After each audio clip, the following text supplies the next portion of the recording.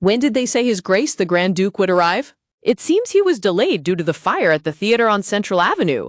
What about His Highness the Prince? He is waiting in the VIP room. You there, move faster. We must ensure there is nothing they can fault us for.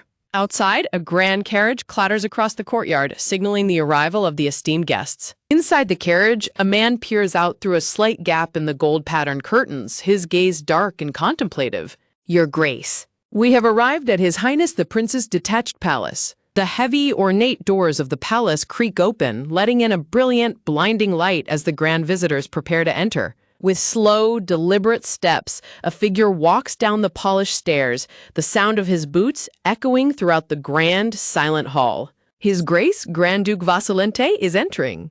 I greet His Grace, the Grand Duke. I am the 6th Prince's nanny. Refreshments have been prepared in the rear garden. If you would please wait a moment. No. Right now. I will take the Prince. Where is Prince Xian right now? He is in the VIP room. I will escort you. Please forgive our discourtesy in not coming out to greet you. His Highness was born with a frail constitution. With tense, quiet anticipation, the Grand Duke and his assistant follow the nanny down the vast, empty corridor of the palace.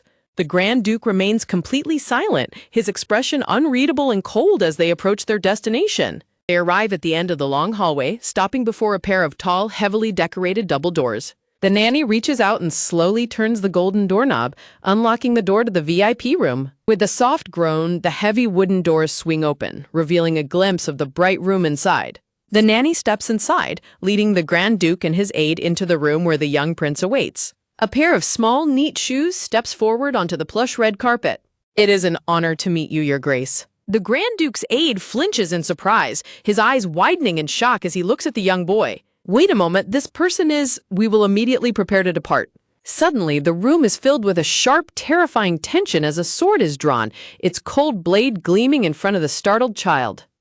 Your Grace! The nanny gasps in horror as the Grand Duke points his unsheathed sword directly at the young prince's neck, holding the blade steady and unyielding. Why are you doing this all of a sudden? Deceived you? The imperial family has, as promised, offered His Highness promise to give the prince as a hostage. Have you forgotten about the border war between Vasilente and the imperial family? On the condition of ending the war, the imperial family promised to give Vasilente one of the princes with purple eyes. The young boy stares at the cold blade with wide, trembling eyes, swallowing hard in sheer terror. It seems you think little of Vasilente. You're telling me this little kid is supposed to be 8? I'm a proper 8-year-old now, and besides, I might be small now, but Imperial Father and Imperial Mother are both tall, so I too will be Your Highness. The nanny looks on in sheer desperation, her face pale and trembling with fear for the young prince's life. The young prince flinches, staring in shock as the cold truth of the situation begins to set in. Imperial Mother is also tall. Even among the nobles, Her Majesty the Empress is noticeably petite. But those eyes are definitely the purple eyes that symbolize the Herta imperial family. Did they hastily find an illegitimate child of a similar age? What was that stain on the hallway wall? I don't know what you are referring to. We were just changing the picture frames to suit the palace's aesthetic, so the wall is temporarily bare. Even if it's temporarily bare, wasn't there a portrait hanging there that you didn't want me to see? For example, a portrait of the real Prince Xian Herta's face. You probably thought simply removing the portrait would be enough since he's never made a public appearance. But I've seen the prince's face in private before. It seems we are done talking. I have nothing against you, but the imperial family broke our agreement. The crime for daring to impersonate a member of the royal family is paid with your life. The agreement was not broken. The Grand Duke and his aide look on with grim, tense expressions as the truth hangs in the balance. Look! The nanny grips her dress tightly in terror as she tries to protect the boy. They are clearly purple eyes. The nanny desperately points out the child's royal features as a cold sword gleams right in front of him. The child's bright, shimmering purple eyes widen in sheer terror at the sharp blade held near his neck. The Grand Duke gazes down at the child, his golden eyes filled with deep calculation and coldness. What kind of nonsense is this? What Vasilente demanded was, of course, the purple-eyed Prince Xian Herta. Who do you think you're playing word games with? A hand in a clean white glove grips the ornate hilt of the sword, ready to strike at any moment. With a soft metallic slide, the Grand Duke begins to lower his weapon and step back. Enough! The Grand Duke speaks in a cold, authoritative tone, commanding absolute silence. The young boy trembles in silence, staring at the gleaming metal of the sword blade, reflecting his own terrified purple eye. "We will depart immediately. Hurry up and get ready." The Grand Duke turns away with a sweeping motion of his cape, leaving the nanny and the boy behind in the VIP room. "Your Grace!" The aide hurriedly follows behind the Grand Duke as they stride down the polished marble corridor of the palace. "I will track down the whereabouts of the real Prince Xian Herda. That child is definitely an illegitimate child, not the prince. But its clear imperial blood flows in his veins, even if it's only half. You saw those purple eyes. But that child is too young." "Too young?" The Grand Duke suddenly stops in his tracks, causing his aide to halt behind him in surprise. "Is there a right age to die?" The Grand Duke asks with a dark, contemplative gaze that sends a shiver down the aide's spine. "If you understand, then hurry and get ready to return to the Grand Duchy." The Grand Duke's orders echo through the quiet, sunlit room. "You did well, Your Highness. You did so well. You must act exactly like this when you arrive at the Grand Duchy." The nanny holds the boy's shoulders, desperate to ensure his survival. "Above all, no matter what anyone says, you must not forget your name, Your Highness." "Don't worry, nanny. Now, what is Your Highness's name?" The young boy stands trembling under the heavy weight of his destiny, his bright purple eyes shining in the dim light as his nanny looks on with a pale, anxious face. "Yes, that's right. You are Xian Herda. You must never forget it." "Right, I am Xian Herda, the sixth prince of the Herda Empire, the hostage sent to end the conflict between the imperial family and the Grand Duchy. And soon I will die." The young boy realizes the grim fate that awaits him as a royal hostage in a foreign land. "Look over there." A dark, mysterious voice whispers in the shadows of his mind. "That pillar, they say it was first built 130 years ago. It's really old and huge, right? Wow. But flames begin to consume the magnificent structure, turning the memory into a blazing nightmare. Yes, it's burning. A hand points toward the devouring fire as the intense heat and smoke rise. The silk tapestries, and even the silver cup bestowed by Her Majesty. The fire mercilessly turns priceless treasures into ash. "Now look!" The voice guides the child's attention back to a terrifying sight amidst the smoke. "Me too. Everything is burning." The shadowy figure of a child stands with outstretched arms amidst the blazing flames. "It's all burning, including me. But why aren't you burning?" A single desperate eye stares through the heat and smoke. "Why aren't you burning, Prince?" The screaming silhouette cries out in agony and resentment from the depths of the flames. "Your Highness." The young prince snaps out of his terrifying reverie, his purple eyes blinking as he returns to reality. The carriage has just crossed into the Vassalante Grand Duchy.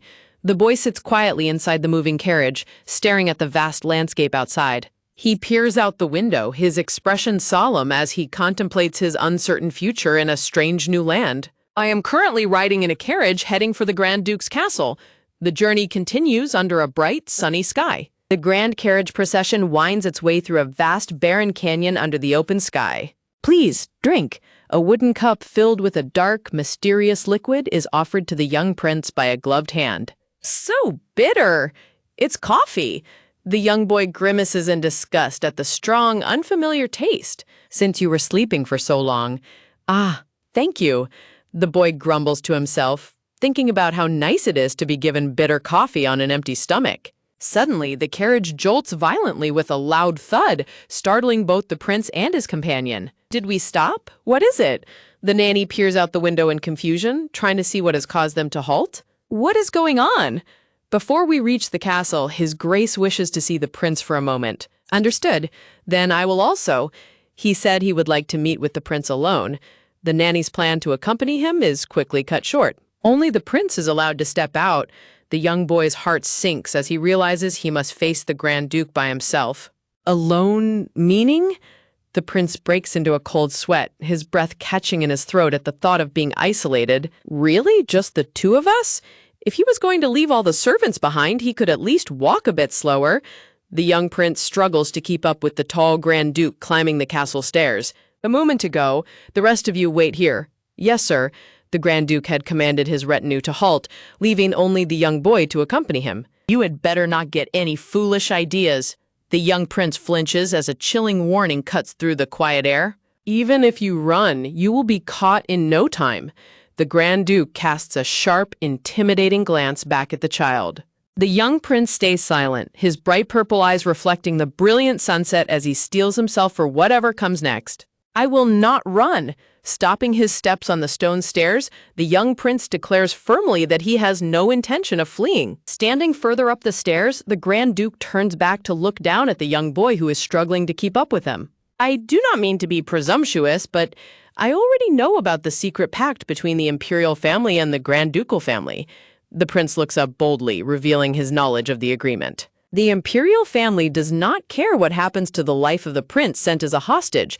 The secret pact exposes the harsh reality that the boy's life has been completely abandoned by his own royal family. Despite knowing the grim and hopeless fate that awaits him, the young prince puts on a calm, gentle smile. The Grand Duke looks down at the child in absolute silence, his golden eyes filled with deep calculation. Did he understand? He understood, right? I told him I won't run, so he should stop trying to intimidate me. The prince breaks into a cold sweat, desperately hoping his compliance will put an end to the terrifying pressure. The young prince's bright purple eyes widen in surprise as the Grand Duke moves to show him something. "Look ahead." "What do you mean by that?" The Grand Duke commands the boy to gaze out from the castle walls, leaving him utterly confused. "Ah!" The young prince gasps in sheer amazement as he looks out over the parapet. This land! He is met with the sight of a vast, desolate wasteland stretching to the horizon under a blazing sunset. It was not a wasteland like this before. According to ancient records, a long river flowed along the fortress walls, and an endless grassland stretched beside it. The Grand Duke begins to recount the lost glory of their territory. Over 300 years ago, before the first emperor of the empire cursed this land, an illustration depicts a powerful wizard emperor calling down lightning to place a devastating curse on the flourishing kingdom. Do you see those stakes driven into the ground? Yes. The Grand Duke points to a row of wooden stakes driven into the barren earth, and the prince nods in confirmation. They mark the area of the wasteland, which expands every year. Starting from the center of the Grand Duchy, it has expanded for centuries and has now reached near the empire's border. The prince stares in somber silence as the terrifying scale of the curse is explained to him. Is it revenge? No. The first emperor died 300 years ago. The prince asks if this is a grudge match, but the Grand Duke calmly explains that the emperor is long dead. And if it were for revenge, we wouldn't have bothered to bring a clueless baby. What I'm trying to do is not some petty revenge. What we need is land to live on for the future of the Grand Duchy. The prince sweat drops at being called a clueless baby while the Duke explains their true necessity. You are the sacrifice to break this land's curse. The Grand Duke delivers a chilling declaration under the glowing sunset. The prince's life is needed to save the dying duchy. It doesn't matter which member of the Herda imperial family we have.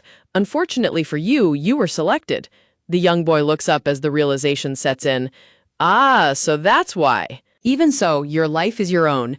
Even though it is not a fair trade, you will be giving up your life, so it is only right to offer some kind of compensation. The Grand Duke promises some form of reward in exchange for the boy's ultimate sacrifice. They said Grand Duke Vasilante was a warmongering savage. The prince contemplates the terrifying reputation of the man standing before him. Does a savage usually say such upright things? Who would even know if you take that measly compensation or not? You're just a hostage anyway, and your life is forfeit. The boy questions whether a true savage would act so honorably to a doomed hostage. I cannot grant a plea to spare your life, but I am sorry. The Grand Duke pauses, offering a sincere and unexpected apology to the young prince. Both to you, your grace, and to all the people of this Grand Duchy. What? The prince is left stunned by the profound gravity of the Duke's apology. It would be nice if my death could solve this. The young prince smiles softly, hoping his sacrifice will truly bring peace to the people of the Grand Duchy. Standing on the high castle balcony under the golden light of the setting sun, the towering Duke and the petite prince stand together in quiet contemplation. Where should I put this box? That contains clothes, so there. As evening falls, the castle servants begin unpacking the carriage under the watchful, weary eyes of the prince. Hello, your highness. The young prince is suddenly startled by a bright, energetic greeting from behind him. Please call me Hilda.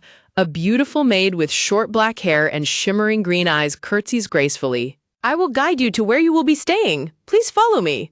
With a bright, cheerful smile, Hilda offers to lead the prince to his quarters. Your Highness will be staying in the annex. The main castle is only for the direct descendants of the Vasilente Grand Ducal family. She explains the rules of the castle as they begin their walk. The annex's fireplace is blocked, but since it is spring now, it should be perfectly fine to stay there. Hilda leads the prince through the elegant, moonlit stone hallways of the castle. It does not rain or snow in the Grand Duchy, which makes it incredibly hot in the summer and just as cold in the winter. She describes the extreme climate of the cursed land as they walk side by side. I see. The young prince responds quietly, feeling a strong sense of déjà vu about ending up alone with a stranger once again. A moment ago, Hilda is shown casually dumping all her lobby cleaning responsibilities onto another startled maid so she could guide the prince herself. The prince covers his face as a sudden brilliant light streams through the towering glass windows. This is the Astrid Forest. Hilda points out the window toward a breathtaking view of a lush, vibrant green forest. It is the only forest in this land, created by the Grand Duchess 5 years ago. That is why the forest was named after the Grand Duchess. She explains the mystical origins of the beautiful woodland. Back then, His Grace wasn't as indifferent as he is now. You might not be able to imagine it, but His Grace courted the Grand Duchess with incredible passion. He was a very passionate man. Hilda shares a romantic portrait of the Grand Duke kissing his wife's hand, to the point where he kidnapped the Grand Duchess, eloped with her, and held the wedding the very next day. The prince sweat drops in disbelief. This is really unexpected, that the cold Duke could have been such a passionate kidnapper. But the current Grand Duke has gone a bit mad. The prince recalls the rumors of the Duke's current cold and unhinged state. The young prince turns around in surprise as the maid continues her story. The Grand Duchess was a wizard born with immense talent, to the point where she could conjure a forest like this in an instant, even in the center of this barren land.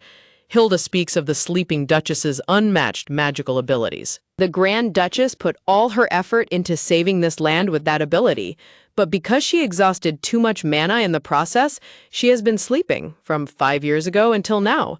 Hilda explains the tragic cost of creating the forest. In the Western Tower, an illustration shows the beautiful Grand Duchess lying in a deep, perpetual slumber, surrounded by pure white roses and chains. After that incident, the Grand Duke went completely mad.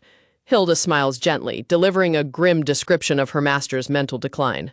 Even though I want to use delicate words in front of our young prince, there is no other way to describe His Grace's condition. The prince looks at her with mounting unease, thinking, this person? Why on earth is she telling me this? The boy becomes highly suspicious of the maid's overly candid and personal revelations. What does she want from me? A hostage who is about to die? I have a bad feeling about this. The prince realizes that being confidant to such dangerous secrets bodes ill for his survival. The young prince casts a nervous sidelong glance, steeling himself for whatever hidden motives the maid might harbor. Just when is Nanny coming back? The prince wonders in silent worry, but he is quickly reassured. You do not need to worry about your nanny. The lobby is quite large. I needed some time to talk with you like this, Your Highness, Hilda says in a serious tone, her sharp green eyes fixed on the young boy. Your Highness, don't you wish to live? Hilda's question cuts through the quiet hallway, catching the young prince completely off guard. Pardon? The young prince is stunned, his purple eyes widening in sheer disbelief at the maid's sudden and direct question. I'm no match for the Grand Duchess, but I am a mage myself. I could at least help you escape, Hilda offers. No, wait, the prince stammers, stepping back in confusion. Aren't you part of the Grand Ducal house, Hilda? What happens to the curse if the sacrifice disappears? The prince asks, pointing out the gravity of fleeing. Since you've already heard about the curse, this should be easier to explain. I don't believe a sacrifice will lift it. Your sacrifice would be in vain, and I serve the Grand Duchess personally, not the Grand Ducal house, Hilda states firmly. Hilda fondly remembers the Grand Duchess, a beautiful woman with long flowing purple hair adorned with elegant hair ornaments, standing with her back turned in a radiant white dress. The Grand Duchess I know would never sacrifice a child's life just to save the land. His Grace the Grand Duke doesn't seem to share that view, the prince notes, sweating slightly as he questions the Duke's true intentions. If you tell me you want to live, I can get you safely out of the Grand Duchy, Hilda continues, her voice low as she stands before the window. Aren't you afraid of death? Hilda asks directly. No, the boy starts, hesitant to answer. A heavy silence falls between them in the moonlit corridor, punctuated only by the echo of Hilda's footsteps as she stands before him. "Then what's holding you back?" Hilda asks, looking down at the young prince whose profile is illuminated by the window's light. "It's almost like you—" Hilda trails off, staring intensely into the prince's mysterious violet eyes as if searching for something hidden. Suddenly startled by an approaching presence, Hilda flinches as a wave of realization sweeps over her. "Then please." Hilda quickly turns around and begins to walk away, leaving her offer hanging in the quiet air. "Ah." The prince turns his head in surprise as he hears footfalls echoing from further down the castle hallway. "There you are, Your Highness," the nanny says warmly, appearing from around the corner just as Hilda departs. As Hilda walks down the dark, vaulted corridor, she glances back and wonders, "What did that woman say to you?" The nanny walks up to the young prince and places a gentle, reassuring hand on his shoulder in the quiet corridor. The young prince looks down with a complicated and heavy expression, his mind racing with the secrets he has just learned. "I guess spending all day in the carriage wore me out. I'm going inside now. You should rest too, Nanny," the prince murmurs tiredly before heading to his room. Entering his chamber, the young prince closes the heavy door behind him with a soft click, plunging himself into quiet solitude. Sigh. "That head maid." The prince sighs deeply, leaning against the door as his mind drifts back to his conversation with Hilda. She didn't seem like a bad person, but the prince recalls Hilda's serious green eyes and her unexpected concern for his life. Hilda's chilling and persistent questions continue to echo in his mind. "If you tell me you want to live, I can get you safely out of the Grand Duchy. Aren't you afraid of death?" Collapsing backward onto the soft bed, the exhausted prince lets out a tired breath as he collapses under the weight of his thoughts. "Then what's holding you back?" The maid's question repeats like a haunting melody in the quiet moonlit room. Staring blankly at the ceiling, the prince closes his eyes as the true answer forms in his mind.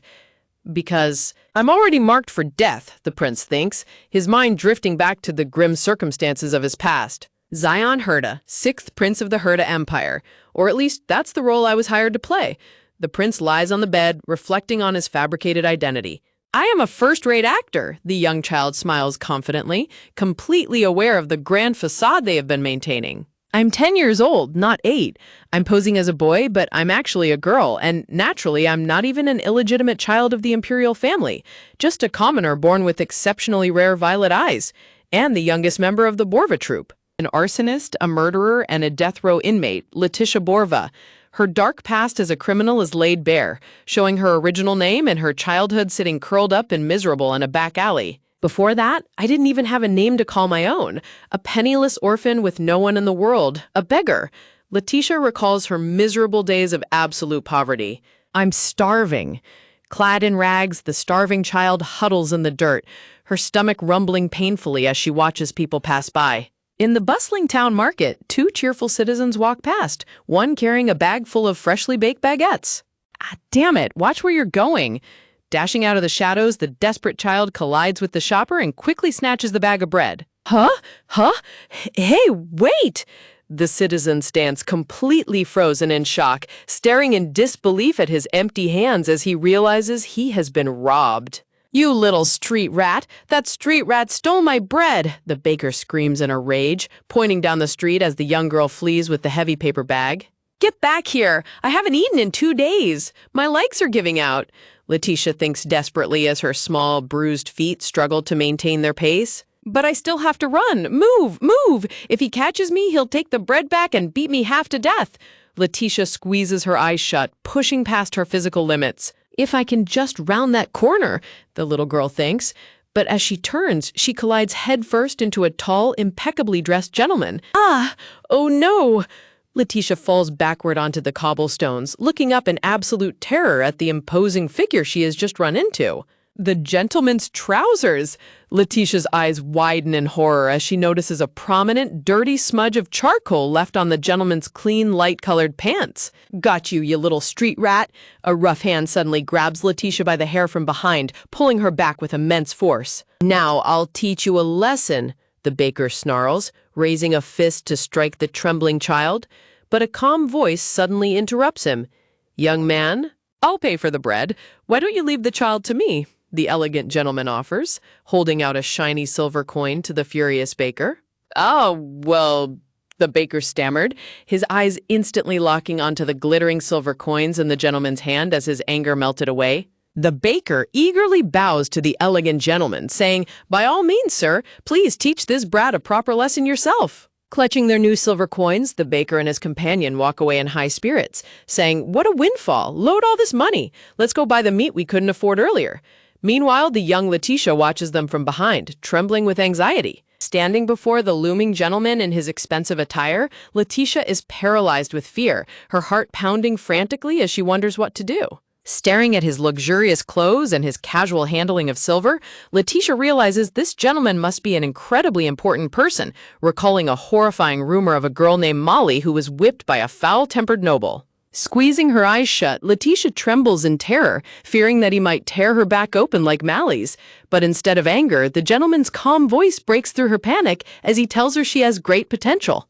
Stunned by his unexpected kindness, the young girl opens her purple eyes wide and looks up at the towering gentleman in disbelief. The gentle noble extends his hand and offers the hopeless child a life-changing choice, asking, "Would you like to come home with me?" From that fateful day on, the young girl's life took a completely different path as she reached out to accept the kind gentleman's hand. Letitia soon learned that the wonderful gentleman who saved her was Lord Borva and that he ran a highly successful theater troupe. Located on the capital's main avenue, the Borva troupe was a trendsetter and one of the city's biggest attractions, constantly drawing endless, enthusiastic crowds. Lord Borva readily provided Letitia with warm food and clean clothes, and soon asked her if she would like to try her hand at acting.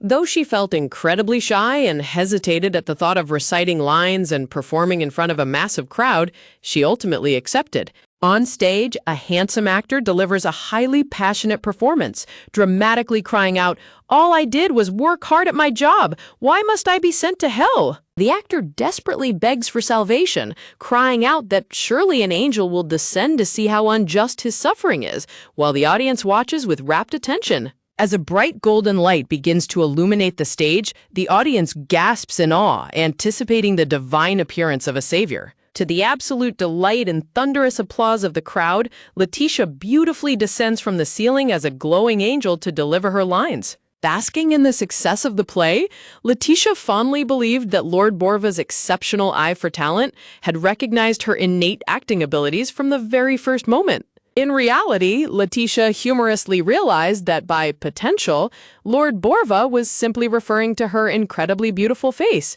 leaving her sweat-dropping in disbelief. At the end of the spectacular performance, Letitia stands proudly in the center of the stage, taking a bow with the rest of the troupe before a packed theater.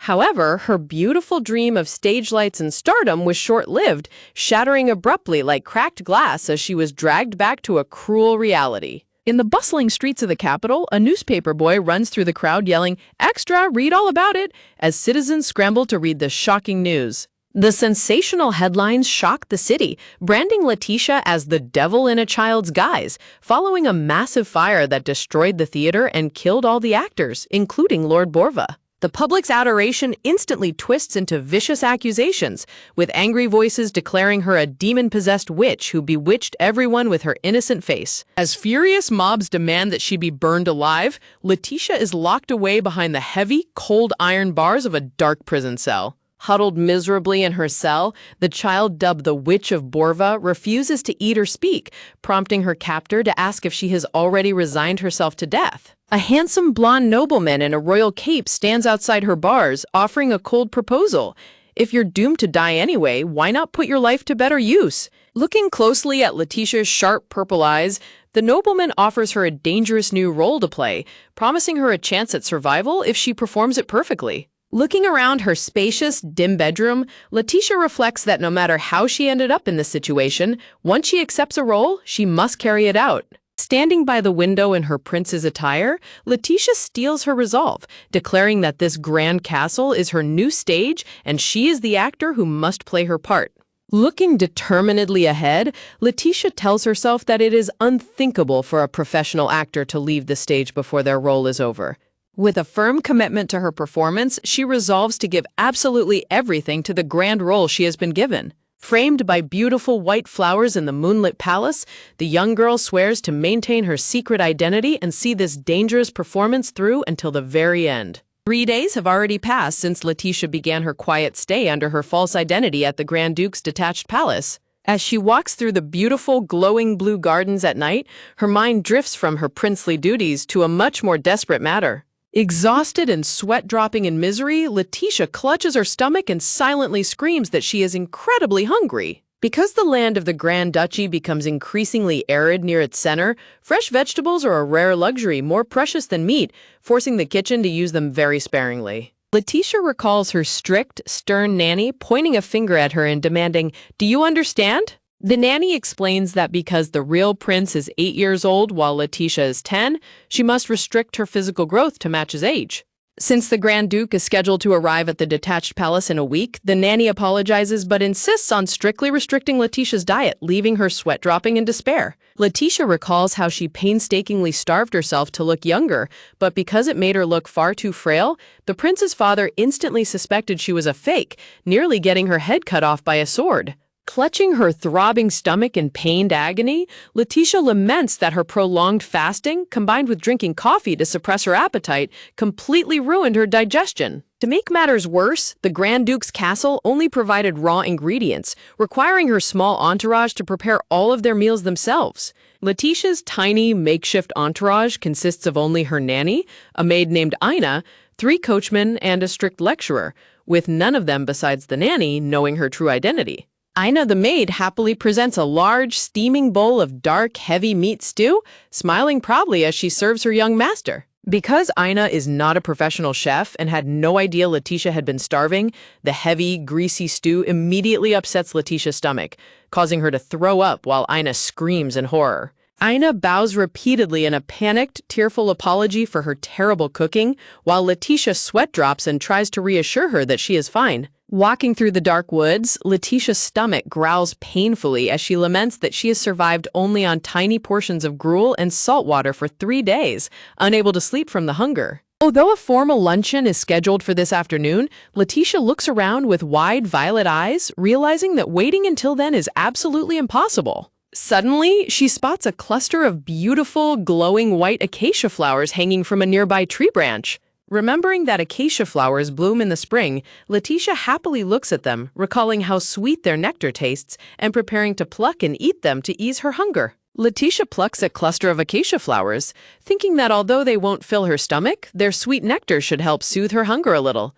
Keeping her movements cautious and quiet, Letitia gently places a sweet acacia flower petal into her mouth. Tasting the delicious sweet nectar, she mentally cries out in absolute delight. A warm glow washes over Letitia as her purple eyes light up with bliss, completely savoring the sweet taste after days of starvation. She reflects on how incredibly long it has been since she last put anything edible in her mouth, finding the simple flower petal amazingly sweet and delicious. Suddenly, a sharp, cold voice interrupts her peaceful moment, demanding, "Are you eating weeds right now?" Startled, Letitia looks over to see a mysterious figure standing in the dimly lit garden pathway with a large white wolf beside him. Gasping in surprise, Letitia drops the flower petal from her hand as she freezes in fear. Sweat dropping in pure panic, Letitia listens as the silver-haired boy mockingly asks, "I guess the Empire raises its princes like beggars?" Letitia gazes at the boy, noting his striking gold eyes and his hair color, which is a perfect match to the Grand Duke's. She carefully observes his youthful appearance, trying to deduce his identity. Noting his luxurious noble attire and his authority to roam the detached palace's annex freely at such a late hour, Letitia realizes who he is. Standing tall in the garden beside his white wolf, the boy is revealed to be Chamuka Vassalente, the young lord of the Vassalente Grand Duchy. Staring at him in disbelief, Letitia nervously laments her terrible luck, realizing that of all the people she could have run into, it had to be him. Looking at the happy, panting white wolf, Letitia wonders what kind of creature is next to him, recalling that she had never heard anything from Hilda about a pet dog. Chamuka stares down at Letitia with a menacing, cold glare, murmuring to himself that he is greeting the young lord in the dead of night, whom he dismisses as mere hurted trash. With a mocking tone, Chamuka looks at Letitia and asks, "If you're that hungry, should I give you this?" Holding out a single piece of red jerky with a smug grin, Chamuka tells her, "It's dog treats, though." Looking at his happy white wolf, Chamuka sneers at Letitia, declaring that because he can't tell if she is a dog or a person based on her current appearance, it should be perfectly fine. Standing opposite Letitia in the moonlit garden, Chamuka delivers a cruel ultimatum. So if you crawl over on all fours like a dog, I'll give it to you. Absolutely stunned by his shocking insolence, Letitia sweat drops in disbelief, wondering if he is actively trying to pick a fight with her. She reflects that because the relationship between the Grand Duchy and the imperial family is notoriously bad, she expected him to be hostile, but telling a prince to crawl on all fours is an extreme insult. Letitia realizes Chamuka expects her to turn red with rage or cry out of humiliation, knowing no royal would ever degrade themselves for a piece of dog jerky. Looking at him with sharp, calculating purple eyes, Letitia ponders her next move and asks herself what she is going to do about his provocation. Recalling her grim past, she reflects that because people assumed she was destined to die soon anyway, everyone felt entitled to treat her poorly. Remembering the painful memories of others gossiping and poking around her life without ever knowing what she was truly thinking, Letitia resolves not to let Chamuka get the better of her. Looking at Chamuka's smug face, Letitia decides to flip the script, thinking, should I tease him a little? Gently placing her hand on the ground, Letitia reflects that Chamuka has no idea she isn't a real prince, and that she has a long history of digging through trash cans out of hunger from her days begging on the streets. Crawling on all fours without a shred of hesitation, Letitia looks up at the young lord and casually barks, "Woof." Chamuka's eyes widen in sheer horror and utter disbelief, a cold sweat breaking out on his face as he witnesses the prince's shocking behavior. Crawling closer as Chamuka stammers in absolute panic, Letitia happily barks, "Woof woof," while silently noting that dogs aren't supposed to speak anyway. Recoiling in panic, Chamuka exclaims that this is ridiculous and accuses Herta of not having a single shred of pride or shame, only to gasp in shock when Letitia leans forward and bites the jerky right out of his hand. Biting onto the jerky directly from Chamuka's hand, Letitia happily chews on it, noting that it tastes wonderfully salty. His entire face flushing a bright, embarrassed red, Chamuka stammers in absolute outrage and disbelief as Letitia continues to happily chew the jerky in front of him. Thoroughly enjoying the food, Letitia happily chews the savory jerky, thinking that it is absolutely delicious. Letitia licks her lips and leans in to bite just a little more of the jerky, prompting Chamuka to hastily yank his hand back in shock. Losing her balance as Chamuka pulls away, Letitia falls backward onto the cobblestones with a dramatic cry. Sitting dazed on the ground, Letitia watches as Chamuka and his wolf turn and run away in a complete panic. Under the bright full moon, Chamuka and his white wolf flee down the garden path at top speed, thoroughly freaked out by the prince's bizarre behavior. Chamuka and his wolf run away as fast as their legs can carry them, leaving Letitia far behind in the garden. Letitia lets out a long, exhausted sigh of relief, glad that her dramatic performance worked. Looking up at the beautiful moonlit sky, Letitia happily reflects that she successfully acquired a piece of jerky, reminding herself to eat it very slowly this time so she doesn't upset her stomach. Meanwhile, Chamuka and his white wolf sprint past the high stone walls of the castle, desperate to escape the garden. Gasping for breath as he finally slows down, Chamuka is suddenly startled when a voice calls out, "Young lord." A worried guard runs up to Chamuka, frantically asking where he went so late at night, only to gasp in shock when Chamuka bluntly replies that he went to the forest. The guard sighs in disbelief, questioning why Chamuka went into the forest and why he keeps taking Lord Tan outside the tower, mentally complaining that the young lord is incredibly weird.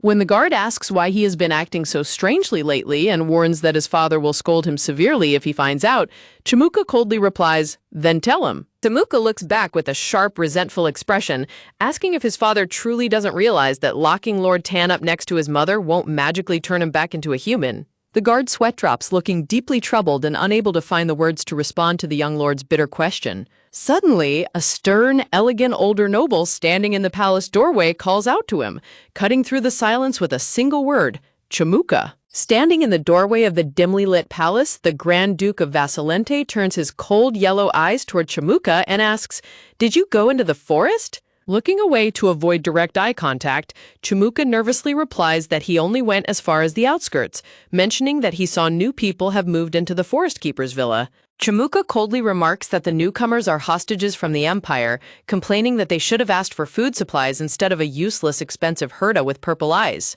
Profiled in the shadows, the Grand Duke warns that the curse on this land will be broken soon and Astrid will awaken, sternly ordering Chamuka to stop trying to take his younger brother out of the tower. Chamuka looks back with a sharp, resentful expression, declaring with deep bitterness, "I don't have a brother," before walking away. Chamuka stands alone in the dark garden, looking down with a deeply troubled and frustrated expression as his father's words weigh heavily on him.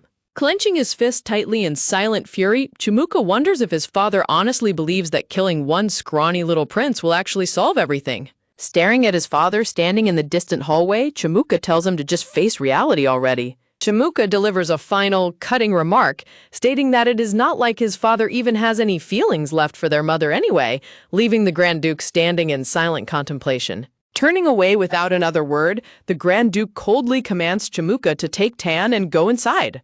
Chamuka grits his teeth, his yellow eyes burning with unresolved anger as he watches his father walk away. To comfort his upset master, the loyal white wolf Tan gently licks Chamuka's hand.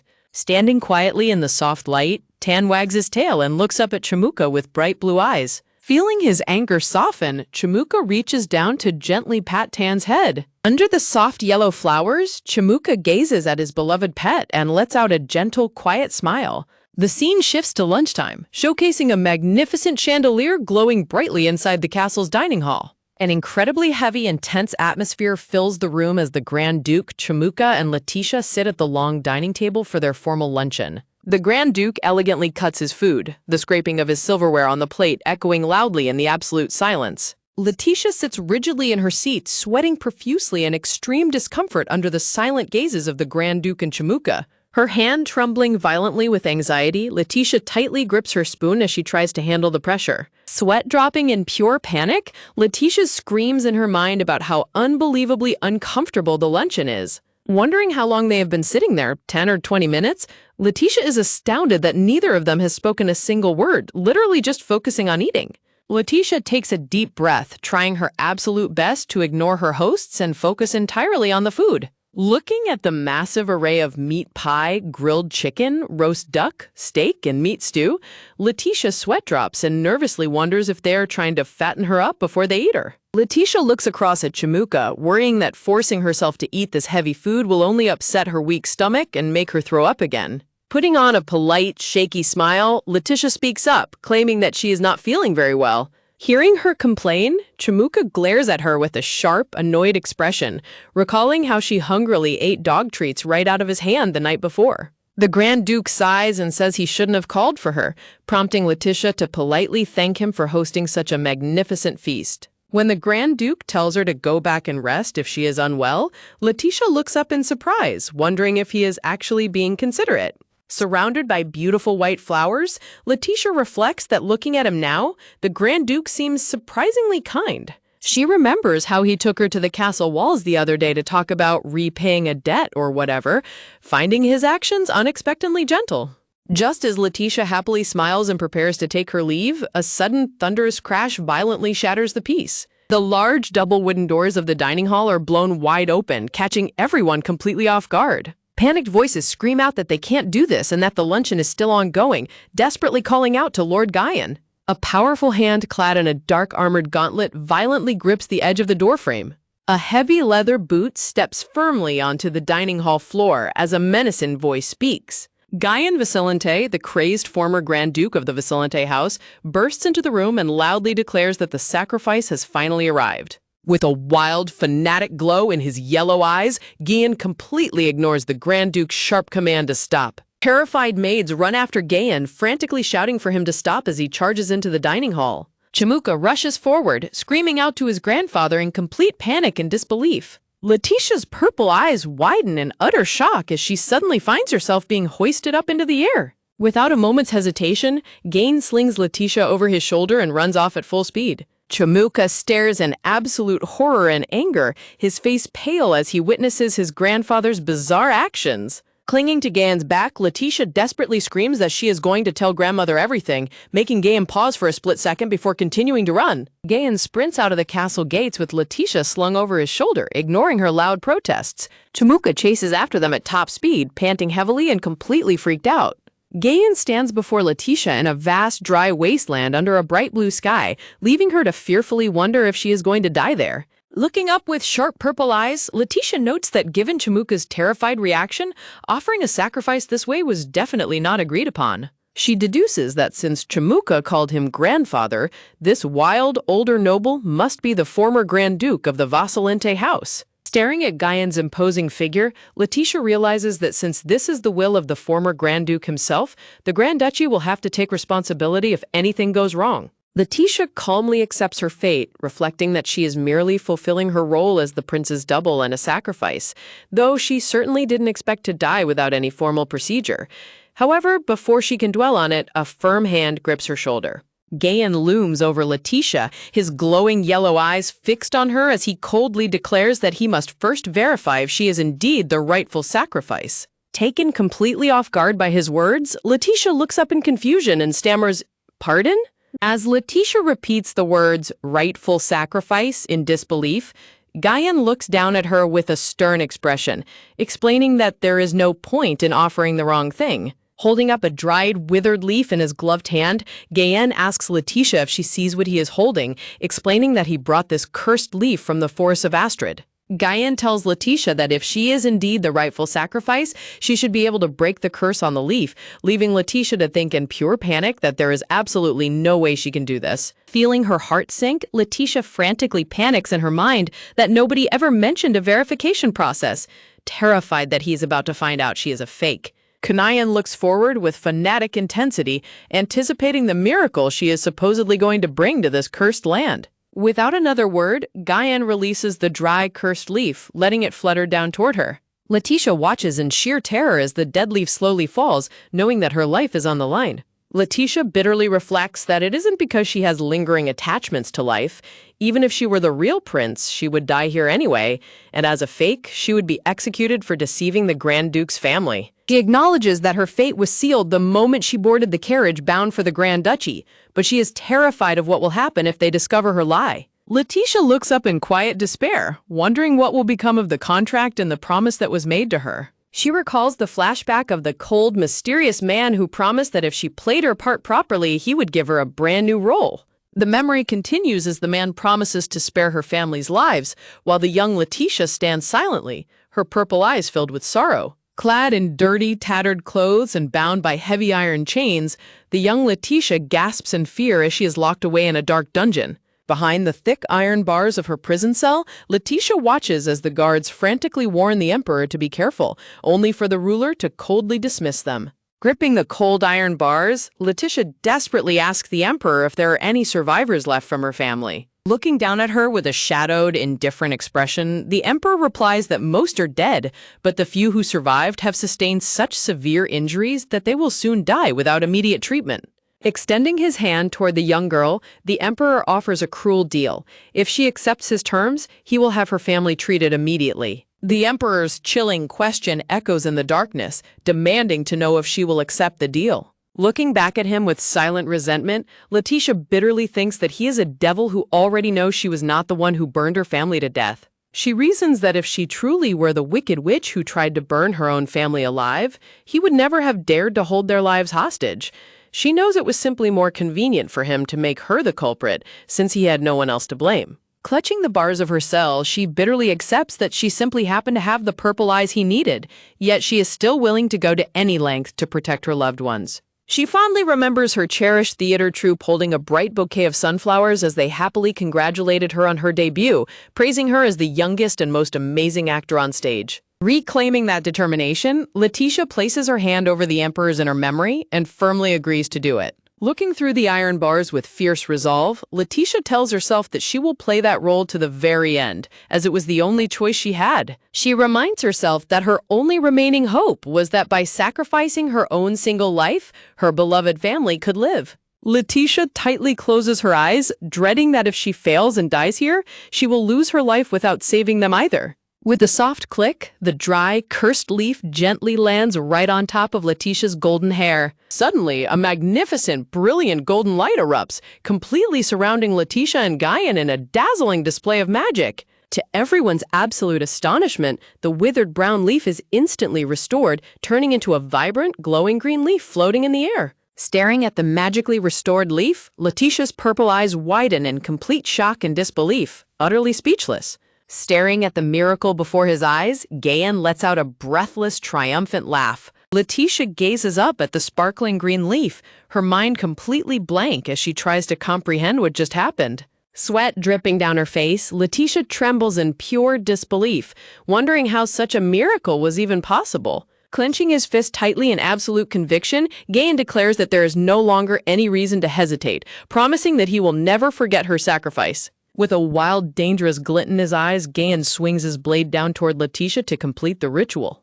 Letitia shrinks back in terror and closes her eyes, bracing herself for the fatal strike as the wind whips violently around her. Clang! Just before the blade can reach her, a sudden, powerful clash of swords shatters the air as someone rushes in to block the strike. The Grand Duke firmly holds his sword against Gayan's blade, pleading with his father to stop because recklessly killing won't solve anything, prompting a frustrated grunt from Gayan. Leaping backward to create distance, Gayan grumbles that the Grand Duke is awfully quick on his feet, to which his son calmly retorts, asking who else his son would take after. Glaring with intense yellow eyes, Gayan stubbornly insists that he cannot wait any longer to break the curse. Looking at his father with a stern, unwavering gaze, the Grand Duke sharply questions what they will do if they fail.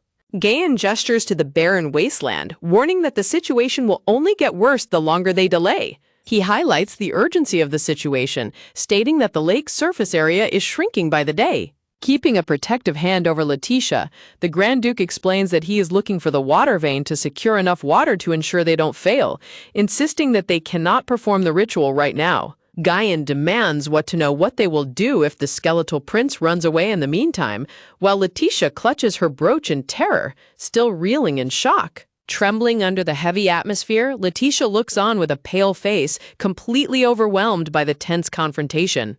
Letitia's mind races in complete panic as she wonders how the curse was broken, briefly questioning if she really is the Emperor's hidden child before quickly dismissing the thought as far too optimistic. Letitia rejects the idea of being the Emperor's true bloodline, thinking it is absolutely ridiculous to believe that everything happened by mere chance, when she is suddenly startled by a gentle touch and a voice telling her that she is trembling. A gentle hand cradles the blonde child's head as a soothing voice comforts her, calling her a poor thing and telling her not to worry. Ferric looks determined and gold-eyed, reflecting that if anything goes wrong, Astrid will die. The former Grand Duke looks stern and unyielding, coldly asking why that should even matter. Astrid is pictured walking beautifully in the forest as the former Grand Duke compares her single life to the lives of tens of millions living in the Grand Duchy's territory, questioning if they are even comparable. Ferric's expression remains completely cold as he declares that he doesn't care if Astrid dies, as long as the forest remains after her death. Hearing this, the blonde child looks up with a shadowed expression and quietly tells Ferric to kill her. A bright, sudden burst of magical light envelops the scene as Letitia faces Ferric and the former Grand Duke. Letitia looks at them with a subtle, knowing smile, leaving the former Grand Duke completely bewildered by the sudden shift in her mood. Smiling mysteriously, Letitia raises her finger to her chin and a bright, sparkling aura. Letitia beams with a beautiful, radiant smile that leaves Ferric completely stunned and speechless. Suddenly, Letitia loses her balance and begins to sway, causing Ferric to look on with wide, startled eyes. Before she can hit the ground, Ferric quickly catches the unconscious Letitia in his arms as the former Grand Duke watches in surprise. The former Grand Duke looks down in utter disbelief, gasping in shock as the situation unfolds. Holding the unconscious child closely, Ferric looks down at her, wondering what on earth is happening. Letitia lies peaceful and still, surrounded by beautiful golden floral patterns. Letitia's hand gently rests on a marble tabletop as she slowly wakes up, realizing where she is. Looking around in confusion, she recognizes the elegant dressing room of her beloved theater troupe. Wondering if she is trapped in a dream or a lucid dream, Letitia is startled as a beautiful woman parts the curtain and steps forward. Letitia's purple eyes widen in surprise as the elegant woman warmly greets her, calling her little one. Under a beautiful archway of white roses and shimmering light, a stunning woman with long black hair and a violet dress smiles down at her. The gorgeous, blue-eyed woman smiles with immense warmth and grace, surrounded by glowing sparkles. She stands elegantly amidst the white roses, radiating a magical and serene presence. The beautiful woman is revealed to be Astrid Vasselinde, the mistress of the Vasselinde Grand Duchy. Letitia stares at her in absolute shock and awe, unable to find her voice. Astrid steps forward gracefully, her light purple slippers decorated with white roses clicking against the floor. Without warning, Astrid enthusiastically scoops Letitia up into a tight hug, squealing over how cute she is, leaving Letitia completely flabbergasted. Astrid gushes that Letitia is incredibly handsome,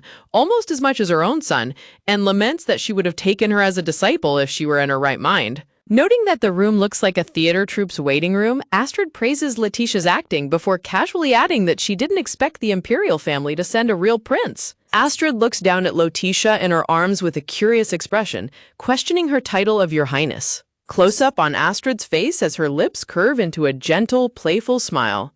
Astrid gently sets Letitia on her lap and notes how quick on the uptake the child is, before casually mentioning that she just decided to get a divorce and is no longer Her Highness. Surrounded by beautiful purple roses, Astrid warmly tells Letitia to simply call her Astrid. Close up on Astrid's face as she looks at Letitia with deep, warm blue eyes. Blushing deeply, Letitia can't help but think about how incredibly pretty Astrid is. When Letitia asks if this is a dream, Astrid explains that they're actually in Letitia's subconscious, which Astrid has slipped into for a brief moment. Astrid gently shakes her head and clarifies that she didn't restore the withered leaf earlier, confirming that it was indeed Letitia's own power that did it. Shocked by this revelation, Letitia asks if she really is part of the Hertha Imperial family, only for Astrid to firmly deny it. Astrid points her finger up with a dramatic flourish, explaining that Letitia possesses a power far greater than just some Hertha royalty, which leaves Letitia hilariously sweating in disbelief. Pointing to the barren wasteland, Astrid explains that the land became desolate because of the first emperor's curse, and while Ferric knows this, he doesn't know what comes next.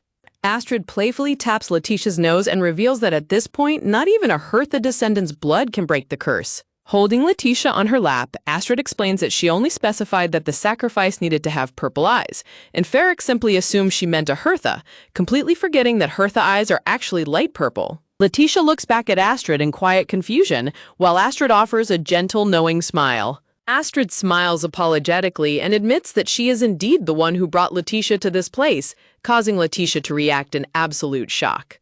Astrid reflects that even she didn't expect Ferric to actually pull off such an impossible task, as Ferric kneels in deep despair beside her deathbed in a grand, sunlit room. Looking up at Astrid, Letitia wonders how Ferric was even able to find her. Astrid smiles warmly, her expression filled with gentle affection. Astrid tightly clasps Letitia's hands in her own, looking at her with deep warmth. Holding Letitia close within a beautiful, ornamental frame of purple flowers, Astrid proudly declares that Letitia is a mage, just like her. Close-up of Letitia's sparkling purple eye, wide with complete shock and absolute disbelief at the staggering revelation. Letitia asks in confusion, "A mage?" To which Astrid confirms, explaining that while Letitia hasn't fully awakened yet, she can definitely feel the energy, noting that it seems like it tried to awaken but couldn't quite get there. Astrid explains that mages usually awaken naturally when the time comes, but sometimes they awaken forcefully by clashing with an opposing element. She then notes that since Letitia has the energy of water, just like her, Astrid playfully suggests that Letitia tries stepping into a fire to spark her awakening, leaving the child absolutely startled and sweating in sheer panic. Astrid reassuringly laughs and says that it's perfectly fine, because Letitia will never die from an opposing element. Astrid advises Letitia to head straight to the magic tower even if she doesn't awaken, boasting that her master is an exceptional person who will recognize Letitia's talent and take her in as a disciple, though she playfully adds that her master isn't quite as great as her. Hearing this, Letitia hesitantly calls out Astrid's name. Sitting on Astrid's lap in the dreamlike dressing room, Letitia quietly asks what will happen to this land if she ends up going to the magic tower. Letitia wonders if the magic tower will be able to break the curse, while Astrid looks down with a quiet, thoughtful expression. Astrid explains that when the magic tower takes a mage, they always pay a fitting price, revealing that in her own case, the price paid was 12 warehouses filled with gold and a river in the desert. Astrid guesses that Letitia's price will be even greater, explaining that if the Grand Duchy demands it, the magic tower will gladly create a lake and make it rain whenever they want. Letitia hesitantly asks if that means they won't be able to completely break the curse, which Astrid calmly confirms. Astrid gently tells Letitia that this isn't something she needs to worry about, as it's a problem the duchy must solve themselves. Meanwhile, Letitia tightly clenches her hands, remembering how the curse broke for a moment and the leaf came back to life when it touched her earlier. Letitia keeps thinking to herself, remembering Astrid's words about Ferric finding her despite the impossible condition, and wonders if what this land truly needed wasn't a Hertha descendant, but Letitia herself, asking Astrid if she is correct, which leaves Astrid staring back in stunned silence. Letitia looks at Astrid with an unwavering, serious expression, waiting for an honest answer. Astrid remains silent for a brief moment, her playful demeanor completely fading. Breaking the heavy silence, Astrid smiles gently and firmly answers, "No." Astrid clarifies that Letitia's theory is not true, while Letitia remembers a fundamental lesson from her theater days. When actors first receive a script, they're taught to control certain physical reactions to deliver a natural performance, such as a slightly quickening breath, frequent blinking, and constantly licking dry lips to hide their nervousness. This is because those physical tics are telltale signs of lying that break the audience's immersion. Recalling this, Letitia realizes Astrid is lying and asks if her own death actually has value. Astrid's blue eyes widen in complete shock as Letitia confronts her with a dark, knowing expression. As Letitia's consciousness begins to fade back into the dark, she weakly tries to hold on to the memory, thinking that Astrid had said something to her at the very end. In her fading memories, Astrid desperately calls out to her, pleading for her not to do it and warning her never to make that choice. Astrid frantically tells Letitia to keep her words in mind, but her voice drifts away as Letitia laments that she couldn't understand what Astrid meant. Letitia slowly blinks her eyes open, only to find the Grand Duke leaning over her bed, looking down at her with deep concern. Gasping in surprise, Letitia stammers in shock as she recognizes him, calling out, "Your Grace!" Letitia looks around in confusion, wondering where on earth she is. Letitia calls out to him in confusion as Ferric silently turns around and begins to walk away from her bedside. Letitia is left utterly bewildered as Ferric exits the room, shutting the heavy door behind him with a sharp thud. Left all alone in the massive, dimly lit bedroom, Letitia looks around in bewilderment, trying to figure out where in the world she is. Noticing that the windows are all covered with thick curtains, Letitia carefully fumbles her way over to them, murmuring that it is far too dark to see anything. Before Letitia can open the curtains, a hand suddenly slams against the fabric and grabs her wrist, causing her to flinch in fright. The young silver-haired prince sternly warns her not to open the curtains unless she wants to die by his father's hands right this instant. The young prince curtly orders her to follow him out, prompting Letitia to quickly and nervously agree. As the young prince walks ahead with a solemn face, Letitia stumbles behind him, making a loud clattering sound. Hearing the noise, the prince turns his head to find that Letitia has completely lost her footing and fallen onto the floor. Blushing furiously in deep embarrassment, Letitia looks up at him with wide, apologetic purple eyes. Scrambling back onto her feet, Letitia quickly apologizes, stammering that she simply lost her footing. Despite her attempts to act fine, Letitia's hand trembles uncontrollably against the floor, betraying her intense fear and exhaustion. Looking at her with cold, golden eyes, the young prince silently wonders what on earth his father was thinking when he decided to bring this weak child into the tower. The silver-haired prince lets out a weary sigh, clearly frustrated by the situation. Letitia stands completely frozen and tense as the young prince starts walking back towards her. Without warning, the prince throws a large white cloth completely over Letitia's head, causing her to let out a startled gasp. Completely covered in the white sheet, Letitia confusedly asks what is happening, to which the prince explains that she is not allowed to look around, instructing her to wrap herself up tightly. The prince crouches down low, preparing himself for the next move. To Letitia's utter amazement, the silver-haired prince tells her to get on his back, offering her a piggyback ride. The prince waits impatiently with a stern, solemn face, his intense yellow eyes fixed forward. Peeking out from beneath the white cloth, Letitia stares at him with wide, glittering purple eyes, deeply touched by his unexpected kindness. The silver-haired prince patiently keeps his back turned, waiting for her to climb on without saying another word. Wrapping her hands tightly around the cloth, Letitia looks at his back with a soft, grateful expression, ready to follow his lead. A close-up of a hand gently resting on the ornate fabric of Chamuka's shoulder. Chamuka carries Letitia on his back as he walks down a long staircase inside the tower. Letitia nervously starts a conversation, quietly saying, Chamuka's golden eye glances back slightly as he hears her voice. Letitia resting on his shoulder, saying, "Thank you, young lord, for helping me." Chamuka frowns slightly and replies, "Don't call me that," leaving Letitia to ask in confusion, "Pardon?" Chamuka continues carrying her down the stairs and introduces himself.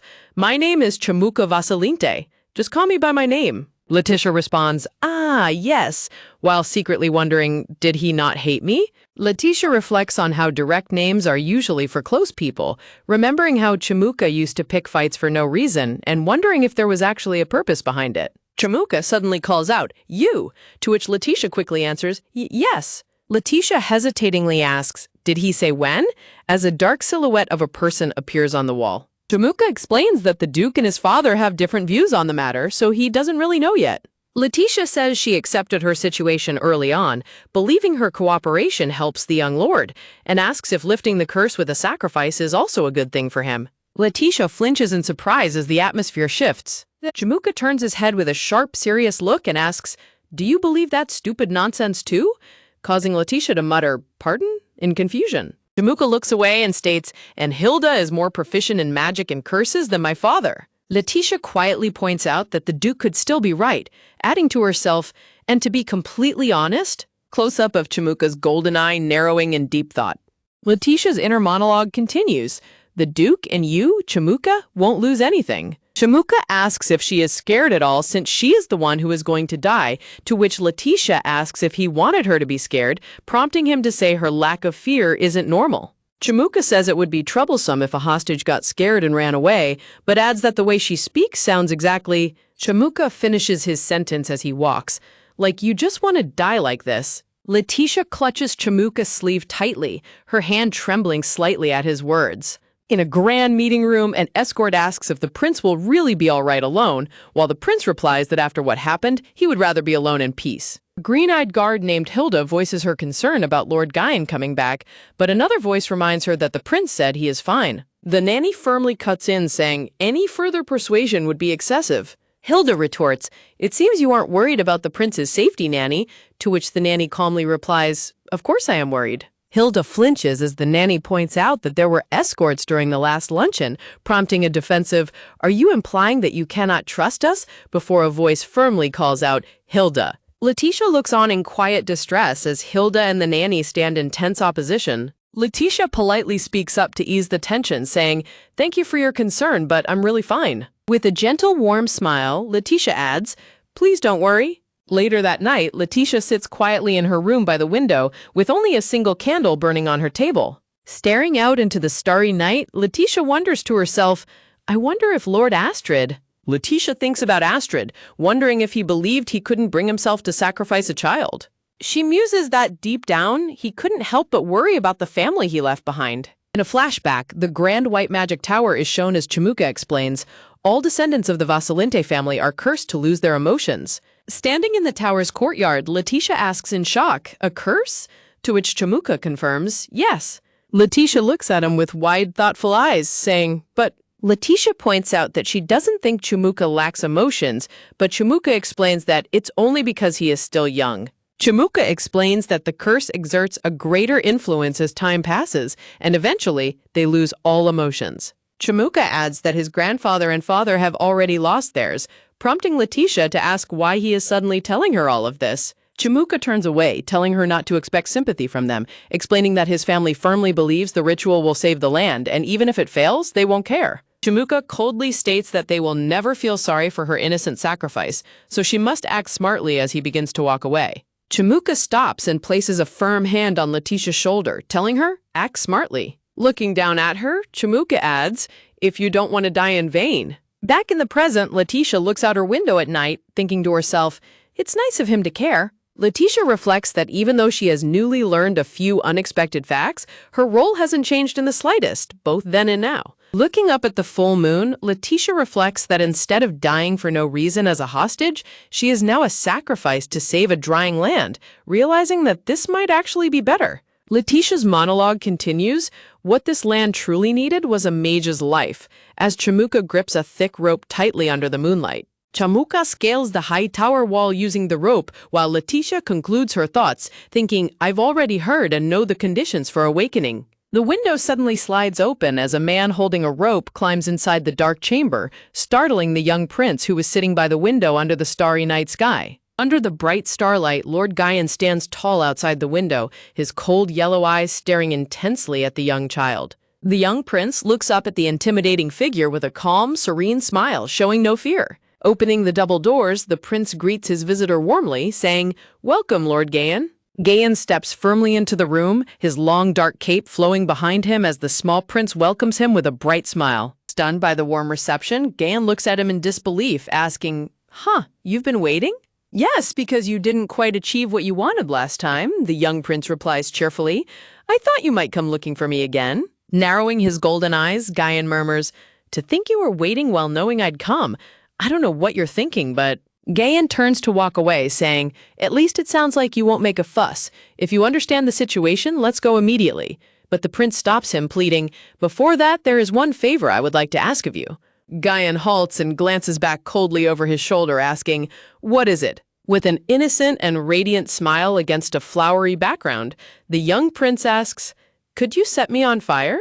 A tense, heavy silence falls over the grand room as the two characters stand frozen, staring at each other in disbelief. Outside, the vast castle stands quiet under the clear blue sky as Gayan reacts in sheer shock, uttering, "What?"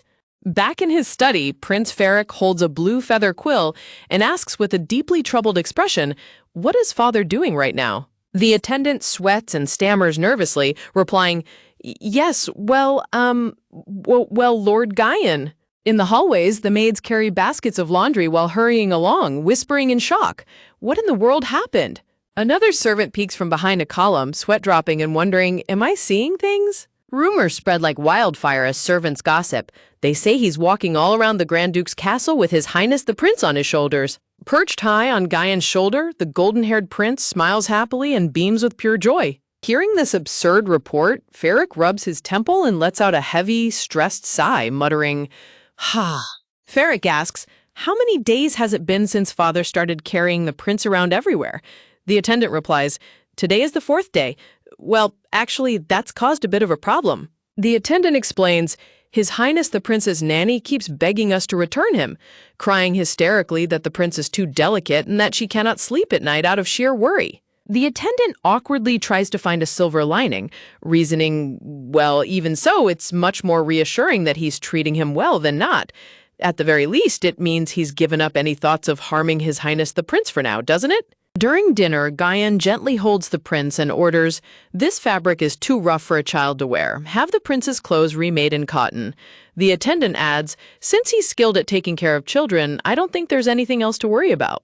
A grim frown forms on Ferric's face as he darkly warns, "You still don't know my father." Leaning forward with a piercing gaze, Ferric asks, "Have you forgotten how my father ended up getting divorced?"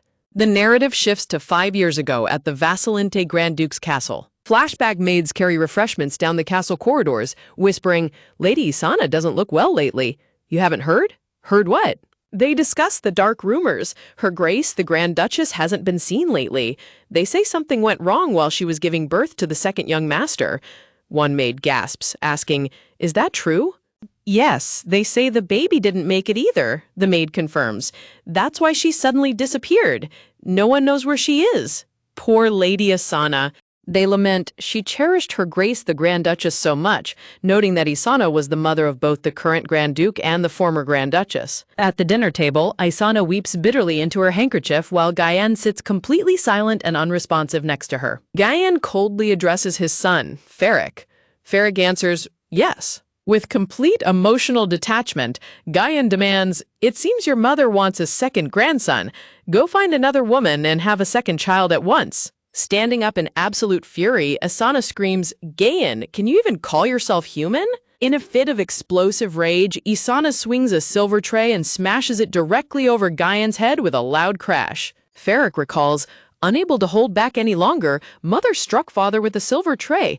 After that, she immediately left the estate and returned to her family home, declaring she refused to live another day with such a man, and the divorce papers arrived the next day. But did the divorce go smoothly? No, the narration continues. Gayan absolutely refused to cooperate, shouting, "Divorce? I will never sign it with my own hand." "That's right. Since he absolutely refused," Ferric explains, "I locked him in the underground prison, and I signed in his place." "Since he absolutely refused," Ferric explains, "I locked him in the underground prison, and I signed in his place." Ferric walked away with the signed papers as Guyan shook the bars in a rage, shouting his name, while Ferric ignored him and stated, "The moment these documents are submitted, the two of you will officially be strangers." Ferric turns to his sweated attendant and asks, "So tell me, my father ignored the nanny, the maids, and the attendants, and is personally taking care of the prince himself for no apparent reason. Does that still put your mind at ease?" In the quiet hallway, a faint rustling sound is heard as something is dropped. A hand gently reaches down to pick up a small piece of red jerky from the stone floor. The young prince carefully drops the jerky into a small pouch, looking focused. The prince suddenly gasps and flinches, his large purple eyes widening in surprise as he is spotted. Startled, the young prince quickly turns around and runs down the corridor in a hurry. Watching from behind a pillar, the attendant asks in confusion, "Is it a hobby, picking up jerky off the floor?" Ferric looks on with intense suspicion, remembering his own words, "I told you not to pick things like that up." The prince runs straight into Lord Gayan, who stands tall with his arms crossed, causing the child to look up in surprise and say, "Ah, Lord Gayan." Lord Gayan looks on with a stern, cold expression, his golden eyes filled with an intense and unreadable focus. Walking away with the young prince, Gayan coldly instructs him, "I had something to check in the study. Come along now. I'll prepare your snacks separately, so throw that pouch away," while Prince Ferric and his attendant watch them from a distance. Watching them leave, Ferric's attendant remarks in surprise, "Things seem much friendlier than I expected," while Ferric remains silently watchful. A close-up reveals a small, beautifully wrapped chocolate treat resting on a pair of open hands against a warm, glittering pink background. Sitting in the parlor, Gayan strictly warns the child, "You don't eat things that have fallen on the floor." The prince defends himself, saying, "I wasn't going to eat it," prompting Gayan to ask, "Then why did you pick it up?" Glancing away thoughtfully, the young prince explains, "To return it to whoever dropped it." Or he looks toward the sleeping white wolf dog and finishes his thought, "Give it to Tan." Gayan asks, "Do you know who the jerky belongs to?" To which the prince cleverly responds, "I thought Lord Chamuka might have scattered it to Lord Tan. Since you brought Tan back at dawn, Lord Chamuka probably doesn't know about that yet." Pleased by the boy's quick wit, Gayan gently pats the prince's golden hair, saying, "I do like how perceptive you are." Gayan's gaze turns sharp and calculating once again as his golden eyes narrow in deep thought. Under the quiet, starry night, Gayan questions the boy, "You think you might be a mage, so you want to jump into a fire to find out?" To which the prince replies, "When I lost consciousness, Lady Astrid came to me in my dream and told me that." Hearing the name, Gayan mutters, "Astrid," in surprise. He recalls the strange silhouette of light he witnessed before, thinking, it's hard to believe that's a lie. Gayan continues to reflect, realizing whatever was there at the time, it certainly wasn't the prince, before slamming his hand firmly on the table and concluding, "However." Gayan firmly states, "Even if what you're saying is true, I can't throw you into the fireplace right now. I can't risk turning such a valuable sacrifice into a pile of ashes." Hearing this, the prince calmly asks, "But whether you beat a sacrifice to death or burn it, you're still offering a sacrifice, aren't you?" Gayan explains, "No, there is a proper procedure for offering a sacrifice. Back then, I only meant to knock you unconscious. To break the curse, the sacrifice must be offered by drowning it in water." The prince sweats in disbelief, thinking, "Just knock me unconscious? So that's what that was?" Looking down with a soft sigh, the young prince murmurs, "I understand what you mean. If that's impossible, instead..." Looking at the child, Gayan decides, "We'll try another method." Gayan reaches down and takes the prince's hand, commanding, "Now hold out your hand," leaving the child utterly confused. The prince gently places his small hand on Tan's fluffy white head, prompting the wolf dog's ears to perk up in surprise. Tan wakes up and starts panting happily, barking woof, woof, woof, as the prince and Gayan look on. Seeing the friendly reaction, Gayan notes, "It looks like Tan has taken a liking to you." Stepping back, Gayan tells the child, "I'll be watching from behind, so you two play together on your own," leaving the prince to ask nervously, "So all I have to do is play with Tan?" The young prince stands frozen and sweat drops, nervously whispering, Standing by the window, the prince glances back at Gayan, who watches silently with his hand on his waist. The prince gently greets the beast, saying, "Hi, Tan," while Gayan watches intently, murmuring, you." Looking warmly at the friendly wolf dog, the prince smiles and says, "Your eyes are really beautiful." Tan happily licks the prince's cheek, causing the young child to giggle and exclaim, "Whoa!" Tan eagerly climbs onto the sofa to play with the prince, panting happily as the child gently holds its face. Watching the interaction, Gaian's eyes suddenly widen in pure shock and realization as he notices something extraordinary. In a sudden panic, Gain commands attack as a sudden flash of light startles the young prince. The narrator explains, a blue-eyed wolf dog that the Grand Duke suddenly began bringing around at some point. As Ferric walks through the corridors with the large white wolf dog, the narration continues, and when the servants called for him, they absolutely had to address him as Lord Tan. Highlighting Tan's elegant form, the narration notes, Tan is special. His handsome, noble appearance and his rare wolf dog lineage certainly play a part in his uniqueness, but a glowing, crackling sphere of blue energy is shown as the narration reveals it is because of Tan's mana circuit. Showing Tan's beautiful white tail glowing with light, the narration adds, because he was awakened through acquired factors rather than being born with it. A depiction of Tan sensing invisible forces explains he can sense the scent of latent mana with his sharp animal senses. Back in the room, Gaian watches the prince play with Tan and gasps, thinking, that's... Looking at Tan's glowing, joyful eyes, Gaian realizes in utter disbelief, a mana reaction. A glowing sphere of celestial energy illustrates the magical principle. Mana is naturally drawn to mana that is greater and stronger than its own. Beautiful flows of purple and blue light swirl as the narration continues. Awakened beings in particular naturally feel an affinity toward those with powerful mana. The intense orb of magical light pulses with power as the narrative notes, since Tan's mana exceeds the average. A golden balance scale sways with a sharp metallic clinking sound. A beautiful dark-haired woman with brilliant blue eyes watches the golden scale as the text explains, even Astrid, who was called the genius of the century, failed to break the curse and fell into a slumber. If the prince's mana is weaker than Tan's, it would mean he has practically no value as a mage. Against a dark background of sketched golden roses, the narration asks, but just maybe, what if the prince does have the aptitude? Desperate to test his theory, Gaian shouts, Tan, attack! As the white wolf dog leaps forward with explosive speed. Tan lunges directly at the defenseless young prince, surrounded by a swirling aura of powerful blue mana. The prince gasps in terror as Tan's jaws snap shut, tearing tightly into the sleeve of his green shirt. Suddenly, the doors burst open as Prince Ferric rushes in, screaming, Tan, stop! And pulling the young prince away just in time. Holding the startled child protectively in his arms, Ferric pants heavily, sweat dripping down his face in sheer relief and anger. While Tan pants happily nearby, Ferric glares at his father with absolute fury and demands, Father, have you lost your mind? Prince Ferric glares furiously at his father Gaian, demanding, were you planning to kill the prince and using Tan to do it? Gaian stands before Ferric with a cold, unreadable expression, secretly thinking to himself how close he was to confirming his suspicions before casually replying, of course not. Gaian continues to defend himself, explaining, I merely wanted to check how well Tan listens to commands. I had no intention of letting him get hurt. Ferric angrily points out that the prince would have been severely injured if he hadn't arrived, but Gaian remains completely unfazed, claiming he would have saved the child himself. Disbelieving Gaian's excuses, the attendant raises his voice in frustration, yelling, don't talk nonsense. Weren't you just leaving the prince and Tan completely unchecked? The furious shouting continues as they ask Gaian, were you planning to observe a corpse after he died?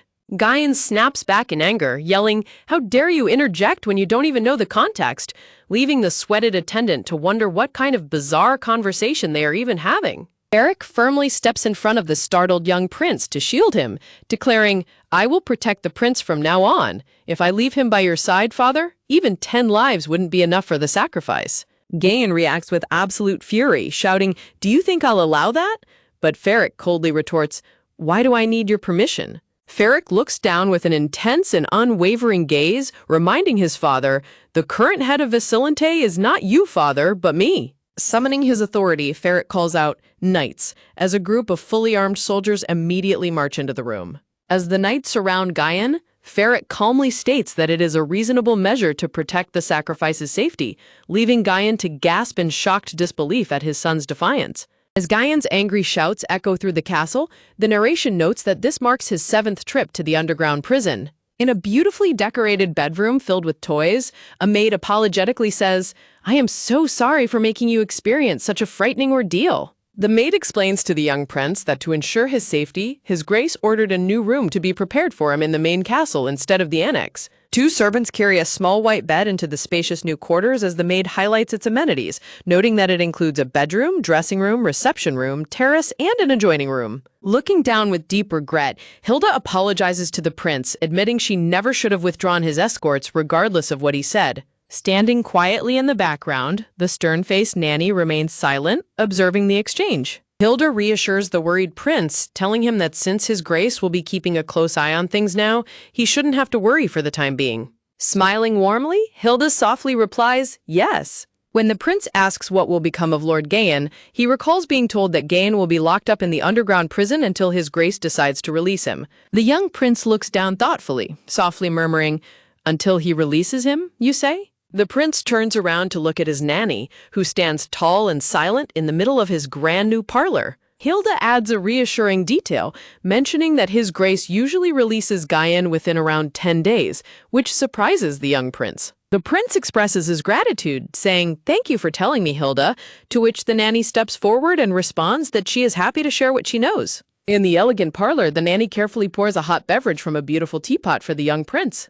She places a steaming cup of tea in front of him, saying, "Here's some green tea." Taking the warm cup in his hands, the prince politely replies, "Thank you." The prince takes a small sip of his tea and gently tells his nanny, "You can go rest now too, nanny." The nanny stands silently for a moment before looking down at him with a serious expression and asking, "Is Vasilente treating you well, prince?" Startled by her sudden and heavy question, the prince stops drinking his tea and looks up in confusion. The nanny points out that they seem to be treating him remarkably well by attaching escorts and giving him the room once used by the Grand Duke's son, prompting the prince to ask what she is trying to say. With a stern and warning tone, the nanny replies, "I am telling you not to be fooled." She warns him, saying she understands how he might be temporarily tempted by the luxurious clothes and food he has never experienced before. Looking at the child with sharp, critical eyes, she continues, "But in truth, feeding and clothing a single prince well is not a big deal for them." She advises him that there is no real warmth or thought behind their charity,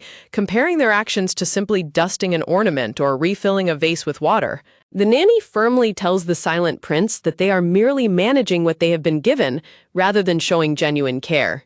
The young prince looks down in tense silence, unable to find the words to respond.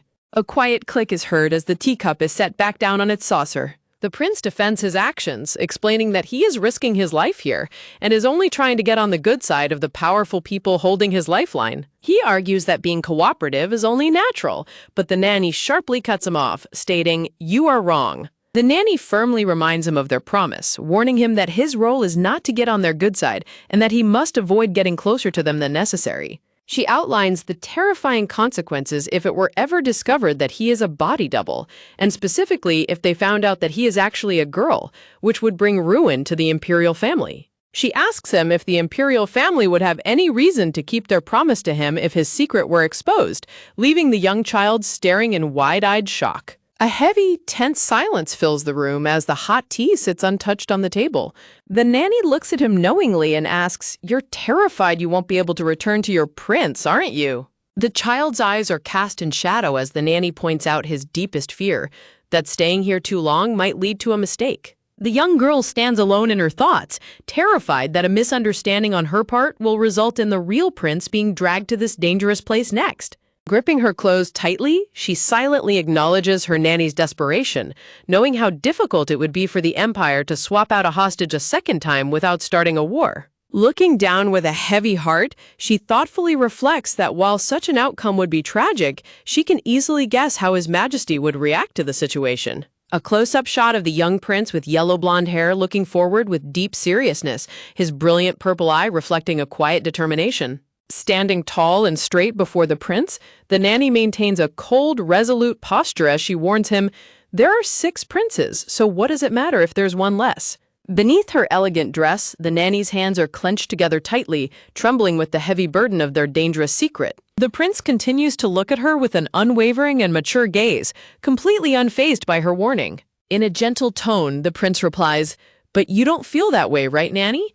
Everyone has at least 1 or 2 people in their lives whose value can't be simply calculated like that." Turning his head slightly toward the beautiful sunset glowing outside the tall, elegant windows, he adds, "I'm the same, Nanny, so please, I don't want you to doubt my resolve again like you did today." Sitting firmly in his ornate chair, the prince's back is turned to the viewer as he declares with heavy, tragic finality, "I am going to die here as the Prince of Herda." Looking back at his nanny, the prince stands firm in his decision, declaring, "I won't beg them to save me, and I won't run away." Hearing the child's absolute resolve, the nanny bows her head low in respect and sorrow. A high-angle view of the beautifully decorated parlor at sunset, where the young prince sits quietly as his nanny bows deeply before him. Suddenly, the scene shifts to a dramatic stage performance under a brilliant spotlight, where a male actor in a green coat stands in a theatrical pose. Under another bright spotlight, a beautiful actress with long, flowing orange hair and brilliant jewelry stands on stage, facing away in sorrow. Watching the play from a private balcony, the young prince and a pink-haired girl look on as the actor cries out dramatically, "Harriet, don't go back." The actor pleads passionately, "You knew this was the only way things could end. Harriet, I can't understand." While backstage, a small blonde girl in a red dress watches from behind the curtain. The young blonde girl, Letitia, stares out with wide, tearful purple eyes, deeply moved by the scene as she repeats the tragic lines. "Are you saying that the week we spent together was nothing more than a blissful dream?" Backstage is a scene of utter chaos as staff members scramble back and forth, shouting, "Costume, where's Harriet's carriage scene outfit? It's right here. Get the young lady ready first, and bring the flower basket and the fake snow." As the director frantically asks where the young lady is, another staff member notes that he was helping Letty get into costume. A voice calls out, "Letitia, you're up next. Get ready, Letitia." Letitia stands frozen backstage in sudden panic until the stage manager grabs her shoulder to snap her out of her daze. The stage manager urgently tells her, "Why are you just standing here spacing out? It's your turn now." As Letitia looks up in utter shock, the manager pushes her forward, yelling, "You have to go out there. Hurry!" While she stammers, "Right now?" With a sudden shove, Letitia is thrust directly onto the stage, completely unprepared. Standing under the blinding beam of the spotlight in front of a quiet audience, Letitia looks incredibly tiny and terrified. Sweat dripping down her face as panic sets in, Letitia thinks to herself in dread, "This is bad." Her eyes widen in sheer terror as she realizes the worst possible scenario, panicking, "I forgot my role." As the audience begins to whisper and murmur in confusion, she desperately racks her brain, thinking, "What was my first line again? No, was it an action instead of a line?" Letitia spots the male actor looking over at her with a tense expression, and she panics as she reads her cues. "Hey, what are you doing?" The actor glares at her, urgently gesturing and whispering, "Hurry up, that's your role." Suddenly, her terrifying role is revealed under a dark title, The Arsonist. Letitia stands holding a brightly burning torch, her eyes reflecting the orange flames. Staring at the blazing torch in her hands, Letitia whispers in confusion and shock, "What?" In an instant, the stage curtain catches fire, and bright orange flames violently surge upward as Letitia stands there in shock. The fire quickly spreads, completely engulfing the stage and the theater seats in a massive roaring blaze as Letitia stands frozen in the center of the inferno. Through the roaring flames, sinister, echoing voices whisper in her mind, asking, "Why aren't you burning? Why are you? Why? Why are you the only one?" Letitia collapses onto her hands and knees on the burning wooden floorboards, gasping for breath as she groans, "Gah!" Coughing violently as heavy smoke fills the air, she chokes and desperately cries out, "It's hot! Hot, hot, hot, hot, hot! It's burning! It burns! Please save me! I can't breathe!" Desperately clawing at her throat, she feels the suffocating heat of the flames as she gasps, I can't catch my breath! I can't... Save me! Please! I can't breathe!" Above her, a loud, ominous creaking sound echoes as cracks begin to spread across the ceiling from the intense heat of the fire. The cracks widen further, and the ceiling structure begins to fracture and fall apart. A heavy piece of debris breaks free and falls directly toward Letitia with a terrifying crash. With a sudden gasp, the young prince violently wakes up in bed, realizing it was all just a horrifying nightmare. Sweating profusely and clutching his chest, the prince tries to catch his breath, thinking, "Just now, a dream? But it felt so real. My chest still feels tight." The prince looks up in confusion to see a massive white fluffy head right in front of him. An adorable chibi illustration reveals the truth. The huge white wolf dog Tan has sneaked into the bed and is sleeping soundly right on top of the prince's chest. The sheer, heavy weight of the sleeping wolf dog is depicted, making it clear why the prince was having a suffocating nightmare. Coughing and gasping for air, the prince struggles, thinking, I almost suffocated to death. I couldn't push him off, so I barely managed to wriggle free. Looking down thoughtfully at the sleeping dog, the prince sighs. I knew I had a bad feeling about that dream, but I never thought Tan was the reason. Did I forget to close the door? How did he get in? Under the bright full moon shining over the castle, the prince resolves, starting tomorrow, I'd better make sure to lock my door properly. It seemed like the incident would end as nothing more than a late-night mishap, but the narration continues, but the next day, showing Tan squeezed onto the small bed yet again, sleeping soundly next to a displeased prince. And the day after that, Tan is sleeping upside down, completely smothering the prince's face with his big, warm white tail. No matter how carefully I lock the door, Tan always finds a way to sneak in and sleep on top of the prince, leaving the child completely squished and speechless. The next morning, a maid arrives to serve the young prince's breakfast in the elegant, sunlit dining room. Sitting at the breakfast table, the young prince thoughtfully wonders why the giant wolf dog Tan keeps sneaking into his locked bedroom every single night, especially since he never spoils him with treats. He reflects that by morning, the massive dog always vanishes without a trace, and the only evidence of his nightly visits is the white pet hair left scattered across the blankets. In the quiet, sunlit dining parlor, the nanny stands in her elegant blue gown with her head bowed and eyes closed. As the young prince sits at the table, the nanny politely announces that this morning's breakfast consists of bacon cheese soup and lamb steak. Turning slightly toward her, the prince softly thanks her as she prepares to serve him from her tea cart. A close-up shot shows the silver spoon dipping into the warm, golden bacon cheese soup, filled with bits of fresh corn, carrots, spinach, and savory bacon. The prince raises the warm spoonful of soup to his mouth, ready to take his first bite of breakfast. Standing silently nearby, the nanny looks down with a cold, blank, and completely unreadable expression. Suddenly feeling a chill, the prince sets his spoon down with a quiet clack, his purple eyes turning serious as he senses her icy gaze. Looking directly at her, the prince calmly requests to eat in peace and asks her to leave him alone, to which she quietly complies and bows. With a soft sliding sound, the heavy parlor doors close behind the nanny as she wheels her serving cart out of the room.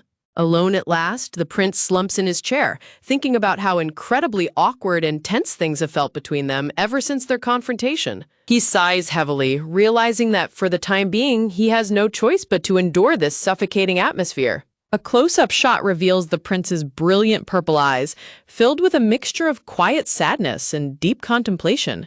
Just as he lifts his spoon to eat once more, the freckled maid Aina suddenly bursts into his thoughts with a panicked and desperate scream. Charging dramatically into the dining room, Aina cries out in terror, desperately warning the prince that he absolutely must not eat the food. Startled by her sudden and chaotic entrance, the young prince stares at her with wide, bewildered eyes. When he asks where she had been hiding, Aina bows her head low, apologizing for sneaking around but insisting she had no choice. Looking up at him with a pale, trembling face, she explains that she has a terrifying secret that she absolutely must share with him immediately. A close-up illustration reveals a mysterious white powder silently dissolving into the prince's warm soup bowl. Under a dark frame of thorny branches, a sinister silhouette reveals the terrifying truth. The nanny had secretly poisoned the prince's breakfast. The prince stands frozen in absolute shock as Aina's words echo in his mind, revealing that the nanny targeted the very food he was about to consume. Recalling the events of the past few days, Aina explains that she had grown increasingly suspicious of the nanny's recent behavior. She explains that although she was originally in charge of cooking and serving all of the prince's meals, the nanny suddenly and aggressively insisted on taking over those duties. Having no valid excuse to decline her request, Aina had reluctantly stepped aside and allowed the nanny to handle the meal preparation. Aina remembers a castle maid warning her about certain food restrictions, which had left her feeling anxious and confused.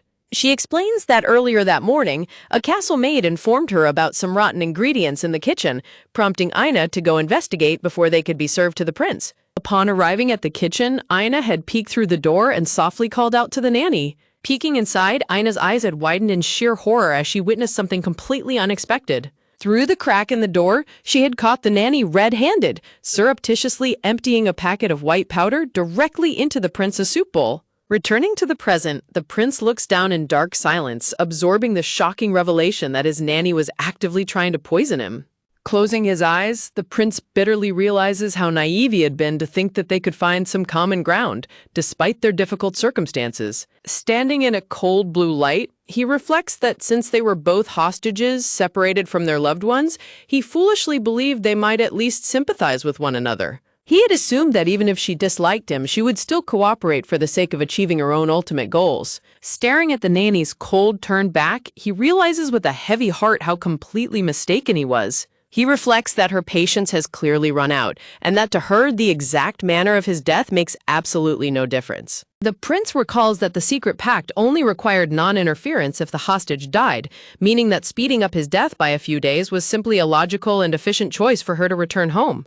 A ghostly, transparent silhouette of the nanny looms ominously over the young prince as he contemplates her cold calculations. Suddenly snapping out of his thoughts, the prince turns his head quickly toward the door of the parlor.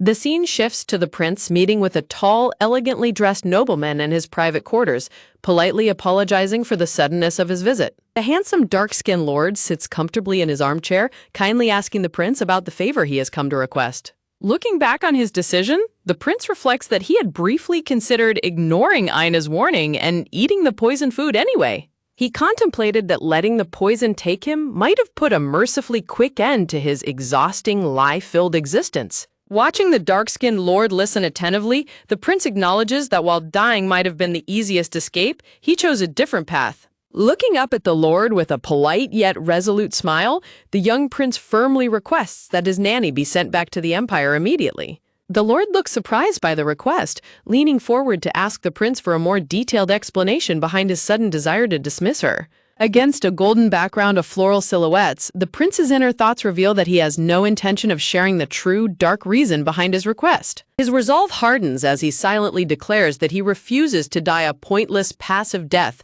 and if his end is truly inevitable, he will face it on his own terms.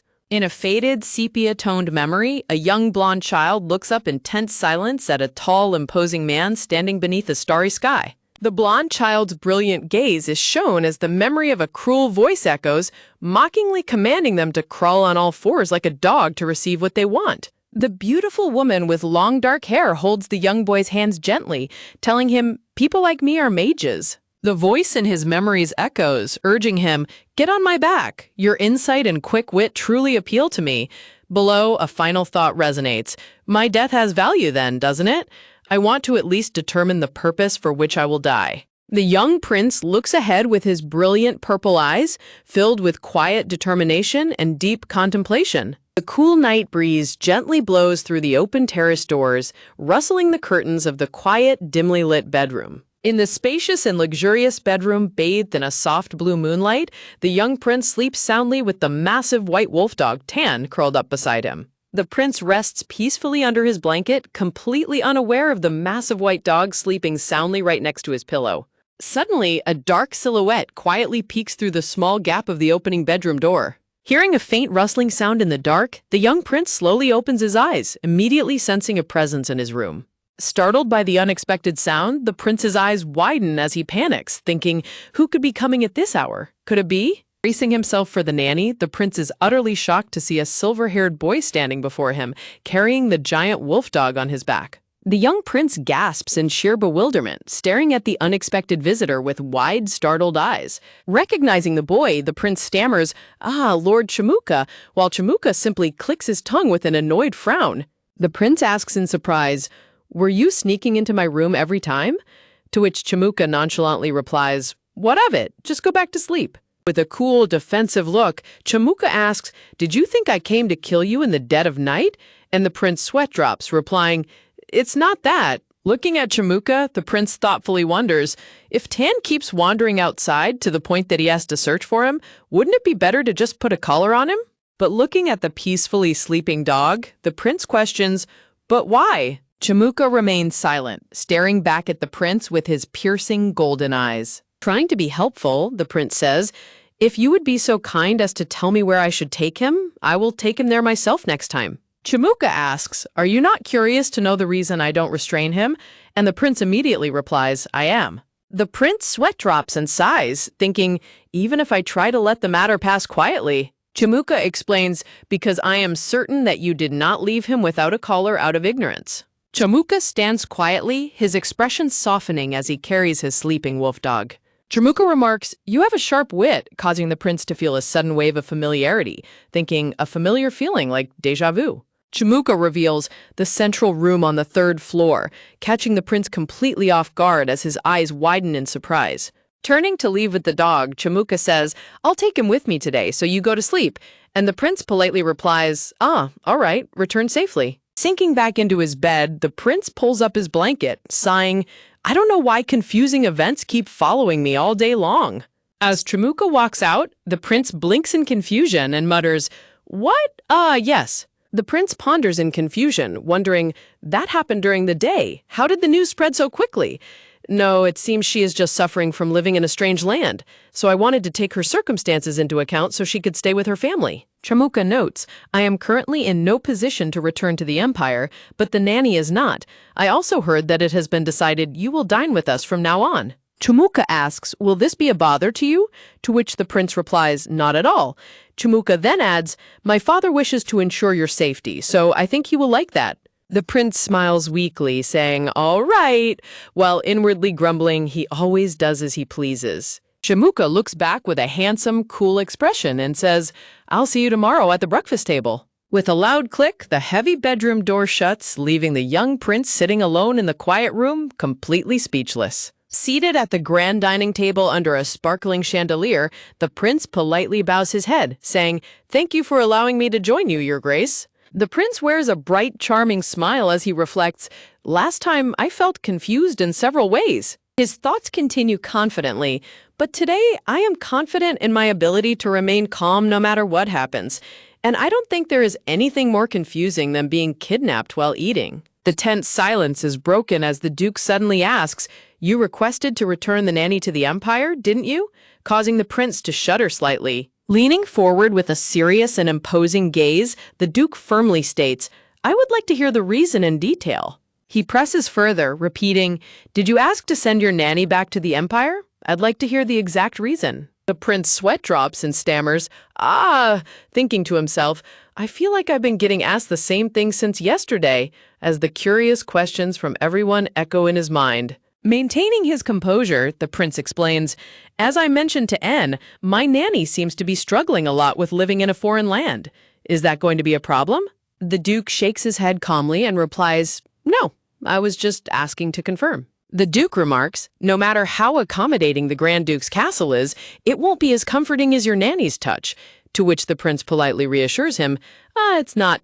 Thank you for your concern, but I'm truly fine." The Duke responds, "I see. It's a relief to hear that. Actually, I've already prepared a carriage to send your nanny back to the Empire," leaving the prince completely stunned as he thinks, "That was fast." Looking at him reassuringly, the Duke says, "It will be done as the prince wishes, so you don't need to worry anymore." The Duke then gestures to the food, saying, "I've talked for too long. Let us finish our meal."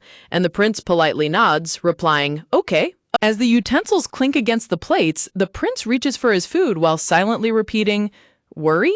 Staring down at his plate, the prince wonders in deep confusion, what does he mean by worry? Suddenly, a heavy, furious fist slams violently against the wooden table, shattering the quiet atmosphere. A furious and desperate voice screams from the other side, "Open the door!" Screaming in outrage, the nanny demands to know the meaning of this sudden treatment, furiously asking where they are trying to send her as she is forced into a carriage. With a cold and indifferent look, the commander tells the nanny to calm down, firmly informing her that she is being sent back to the Empire today. Desperately clinging to her role, the nanny yells through the carriage window, declaring that she cannot leave the prince behind since it is her duty to look after him. The commander simply scoffs with a cold smirk, completely unmoved by her desperate protests. In a private meeting room, the commander reports that poison was detected in the young prince's meal, to which the Grand Duke quietly responds. The commander continues, explaining that they secretly retrieved and investigated the poisoned food exactly as the Grand Duke had ordered. He reveals that the poison was so weak that the silver tableware didn't even react, but warns that it would still be highly dangerous for those with frail bodies, like children. The commander hesitates, sweat dropping as he prepares to share a concerning truth about the young prince's physical state. With a serious expression, the commander delivers his dark suspicion that the young prince has been suffering from physical abuse at the hands of his nanny. He points out that the prince's physique is exceptionally small for his age, noting that while natural build plays a role, there are more alarming factors. He recalls that when the young prince first arrived at the castle, he was so emaciated that his bones were showing, with blistered lips and rough, neglected skin. Concluding his report, the commander explains that the prince's nutritional state was terrible, suggesting that as an illegitimate child, he likely never received proper care. Furious, the Grand Duke slams his pen down, realizing that in the prince's fragile condition, even the slightest exposure to poison would have been fatal. The commander reminds him that the prince was brought under a secret pact, making him the property of the Vassalinte family, and that the empire's spies were only tolerated for the prince's sake. The Grand Duke's anger flares as he writes, thinking that the only reason they allowed the empire's eyes in his territory was for the prince's convenience. His thoughts turn deadly, resolving that they certainly did not tolerate spies so they could dare to touch what now belongs to the Vassalante family. With the letter finished, the commander calmly asks what they should do with the nanny now. Looking cold and ruthless, the Grand Duke tosses his pen aside and declares that they should deal with her the Vassalante way. Outside, the heavy carriage carrying the nanny begins its descent down the Grand Castle stairs, rattling loudly as it departs. The coachman nervously grips the reins, sweating under his breath as they head out of the secure castle gates. Watching from afar, the attendants discuss the nanny's grim fate, noting that sending a carriage with the imperial crest and no escort is a death sentence from bandits. The red-haired nobleman scratches his head in disbelief at the sheer cruelty of the punishment, sweating at the thought of what's to come. The commander calmly asks if he thinks they'll last 5 days, questioning if they will perish even sooner. With a relaxed look, the commander nonchalantly bets that they won't even last 3 days. The other attendants laugh and place their own bets, joking that since the Empire calls them barbarians, they might as well live up to the name. Sitting quietly with his tea, the young prince repeats the Duke's reassuring words in his mind, questioning what he truly meant by "no need to worry." Suddenly, the young maid Aina walks into the room, holding a heavy golden serving tray and smiling cheerfully. Just as the prince wonders if he is simply being paranoid, Aina calls out to him, startling him from his thoughts. Aina reassures him with a bright smile, promising that she will take excellent care of him from now on, so he won't have to worry or feel uncomfortable. The prince interrupts her with a calm demeanor, stating that there is something important he wants to tell her. A tense quiet fills the room as the young prince sets down his teacup, the atmosphere shifting instantly. Looking directly at her with a chillingly cold gaze, the young prince flatly states that he no longer needs her services. He coldly warns her that he is going to ask her a few questions, and depending on her answers, your fate will be decided. Aina drops her tray in shock and falls to her knees, crying out his name as he mentions sending her back to the Empire. Panicked, she asks what he is talking about, but the prince tells her to stop pretending she doesn't understand. The prince drops a bombshell, revealing that he already knows she is an imperial spy, and asks if she also knows his true nature. Aina desperately protests her innocence, swearing she hasn't lied, but the prince calmly points out that the entire nanny incident was highly suspicious. He raises a critical point, asking how she was able to recognize at a single glance that what the nanny had put in his food was poison. He questions why she would even suspect his own nanny of doing something harmful to him, catching Aina off guard as she scrambles for an excuse. Sweating profusely, Aina gasps as she realizes she has walked right into his trap, her mind racing to find an answer. The prince deconstructs her story, reminding her of her claim that she had accidentally seen the nanny in the kitchen and rushed to warn him because it felt off. He presses further, asking if she had been spying on the nanny as part of her mission, causing Aina to frantically deny it. Stuttering, Aina tries to explain that she was only keeping an eye on things because monitoring the prince's diet is her job. But the young prince coldly cuts her off, telling her that she has said more than enough. He tells her that even if he accepts her excuses and believes her reasons for watching the nanny, there is a much bigger issue. Grabbing her chin firmly, the prince looks into her eyes and declares that the nanny incident is far from the only reason he doubts her loyalty. In the quiet, blue-lit room, the young prince towers over the kneeling maid, keeping her face locked in his tight grip. His brilliant, piercing purple eye glints with dangerous intelligence as he stares right through her. Aina's heart pounds violently against her chest as cold sweat runs down her face, completely paralyzed by fear. The prince looks down in deep contemplation, whispering a chilling realization about who she truly is. Gripping her chin firmly, the young prince peers down at the kneeling maid, coldly telling her that she is lying to him. Keeping her face locked in his tight grip, the young prince looks down at the maid with a cold, piercing gaze and tells her that she is lying to him. Looking deeply into her terrified eyes, the prince asks if she did the same thing to her former master, catching Aina completely off guard. With a sudden movement, the young prince lets go of Aina's chin and she falls back onto the ground with a startled gasp. Standing over her coldly, the young prince asks if she is still going to deny it after everything, while Aina silently panics, realizing he already knew the truth. Her expression shifting to a subtle, knowing smile, Aina sweat drops as she reflects on how hard it is to fool the eyes of the prince, whom she refers to as the actor. Looking up at him with a mix of surprise and desperation, Aina asks if His Majesty told him that much, questioning if he truly doesn't remember her. Aina eagerly explains that she used to deliver flower baskets to his dressing room every now and then, startling the prince as he remembers. Aina beams brightly as she shares that the lady she used to serve was one of his biggest fans, adding how unbelievable it is that she now gets to serve him so closely. Aina happily notes that if they were in the capital, everyone would recognize His Highness because of how famous he is, but the prince coldly cuts her off and demands to know the truth about whether she was sent as a spy to watch him. Aina calmly explains that he's only half right, revealing that while the Empire did send her, she wasn't assigned to watch the prince, but rather to monitor the nanny. Crossing his arms skeptically, the young prince asks if she outranked the nanny, to which Aina replies that she is just a low-ranking observer assigned to watch another observer. Aina sweat drops and protests that she is only 16, asking why they would entrust someone her age with such an important mission, but the prince remains highly skeptical of how readily she is answering. Desperately seeking his trust, Aina suddenly lunges forward and clasps his hands tightly, shouting that there is a reason. Holding his hands firmly, Aina smiles brightly and leans in close, declaring that they are in the same boat now. Looking at him with earnest golden eyes, Aina reassures the prince that she has absolutely no intention of harming him, as long as she can stay safe, warm, and protect herself. Aina points out that the prince would also be in trouble without her, explaining that if both she and the nanny suddenly returned to the Empire, the imperial family would see His Highness as a risk, because no one would be left to watch over him. Aina warns him that if news of his death fails to reach the Empire, they might send a seasoned veteran next time who could easily slip into the castle as an ordinary servant. She explains that if the Empire sends a highly trained secret agent whose identity and motives are completely unknown, it will become far more troublesome than it is now. Aina gazes up at him with pleading eyes, desperately begging His Highness to keep her around, leaving the prince looking completely sweat-dropped and exasperated. Still doubtful, the prince asks how he can be sure she won't eventually try to return to her original master, just like the nanny did. Aina quickly waves off his concern, cheerfully telling him that he doesn't have to worry about that at all.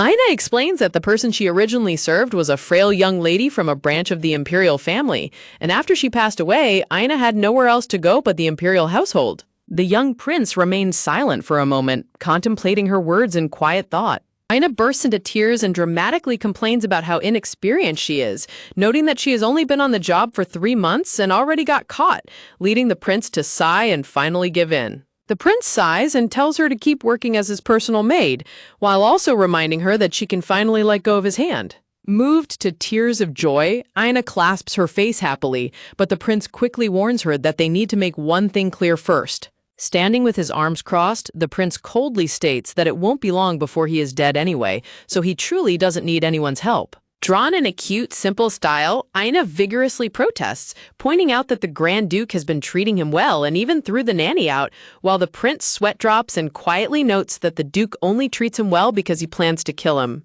The prince lets out a heavy sigh and sits down on a blue cushioned stool with a soft thud. Aina looks at him with concern and asks if he is having second thoughts, but the prince quietly responds that it isn't that.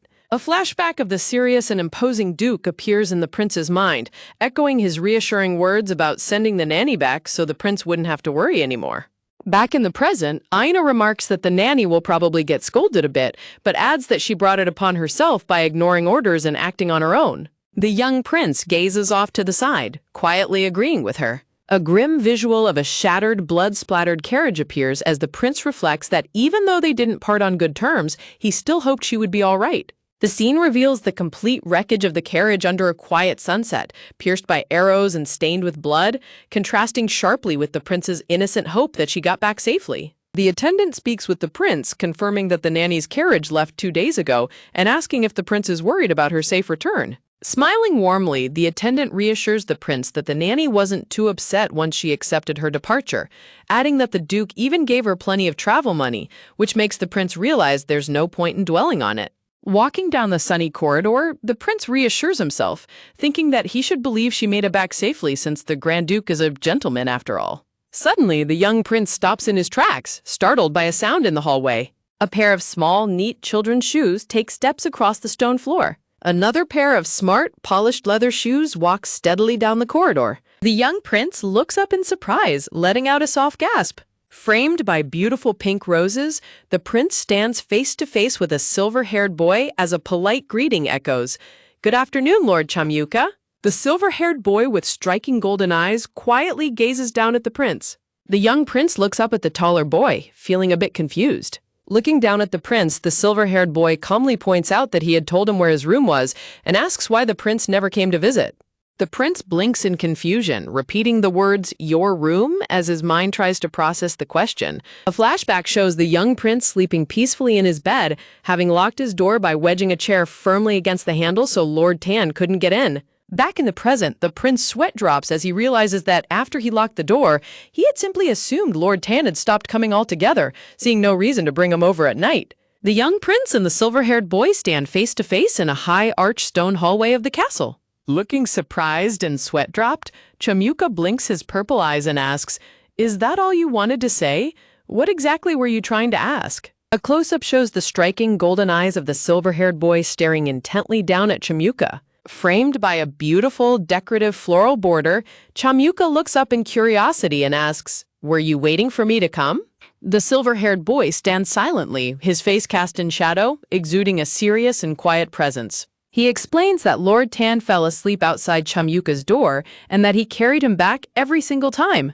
A close-up of his polished leather shoes as he continues, "So I knew there was no reason for you to bring Lord Tan to my room." The scene shows the shadows of the two boys stretching across the stone corridor floor as his voice continues, which means, he declares directly, "I wasn't waiting for you." Catching Chamyuka off guard, he looks up with wide purple eyes and asks, "Then why did you ask why I hadn't come?" The silver-haired boy looks back at Chamyuka with a quiet, calm expression. The silver-haired boy closes his golden eyes in a moment of silent thought.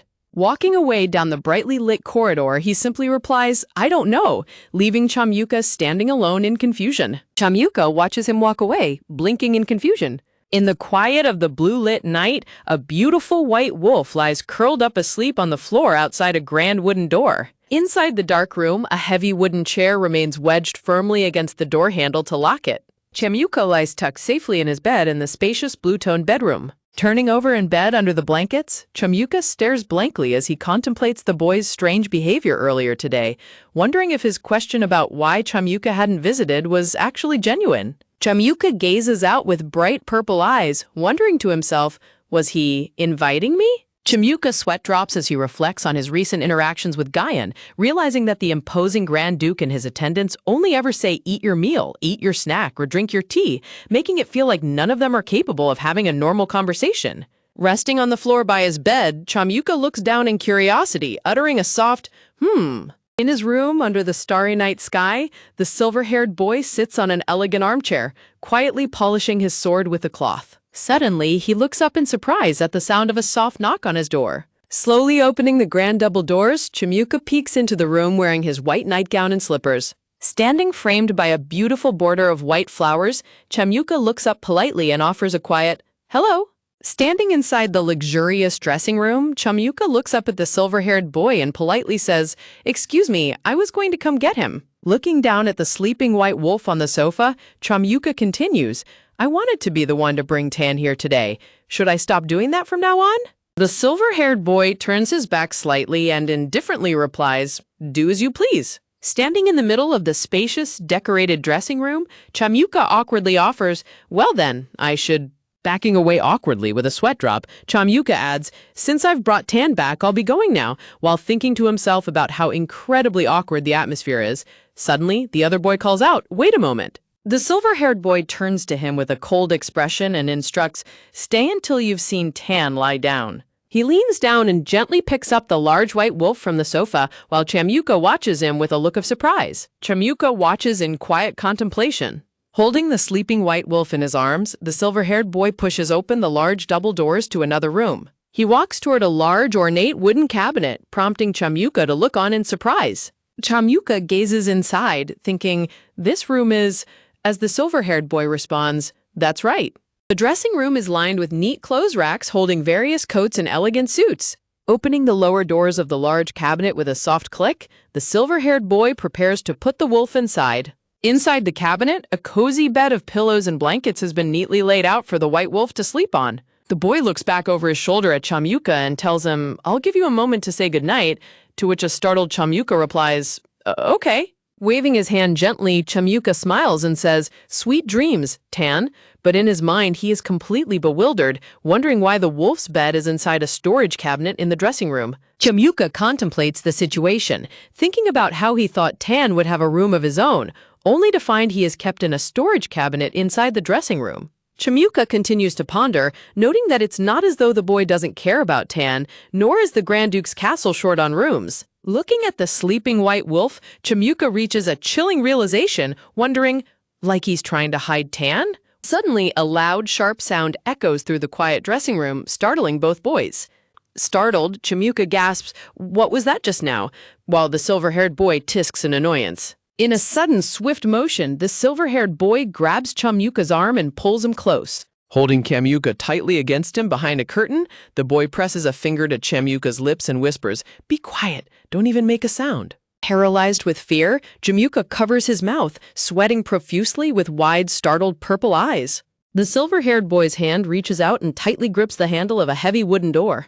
The silver-haired boy stands with his back to the viewer, gazing quietly ahead.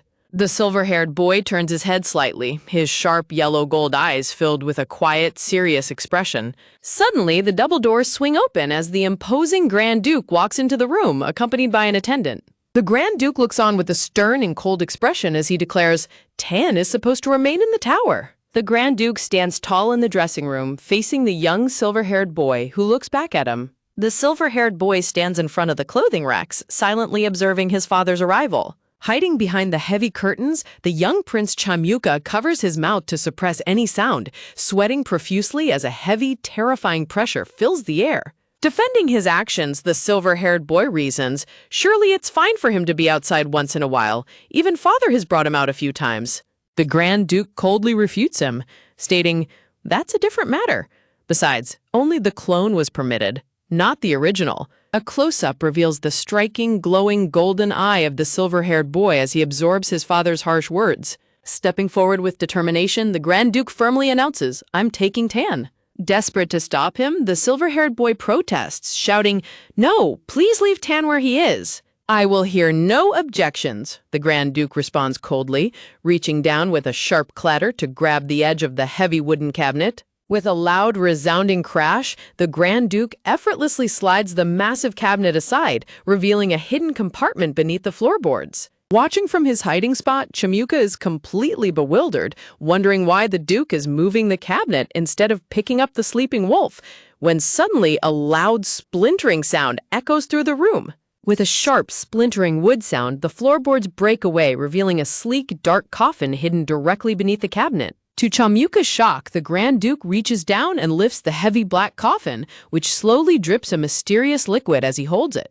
Chamyuka freezes in sheer disbelief, realizing that a coffin was hidden beneath the cabinet, as the Grand Duke indifferently says, let's go. With heavy, steady footsteps, the Grand Duke carries the coffin out of the room, leaving the silver-haired boy standing alone in silence. The silver-haired boy tightly clenches his fist in silent rage, his hand trembling as he watches his father walk away. Unable to contain his anger any longer, the boy opens his mouth and lets out a frustrated shout. He screams after them, it's just a corpse anyway. He's already dead. What difference does it make whether his coffin is in the tower or here?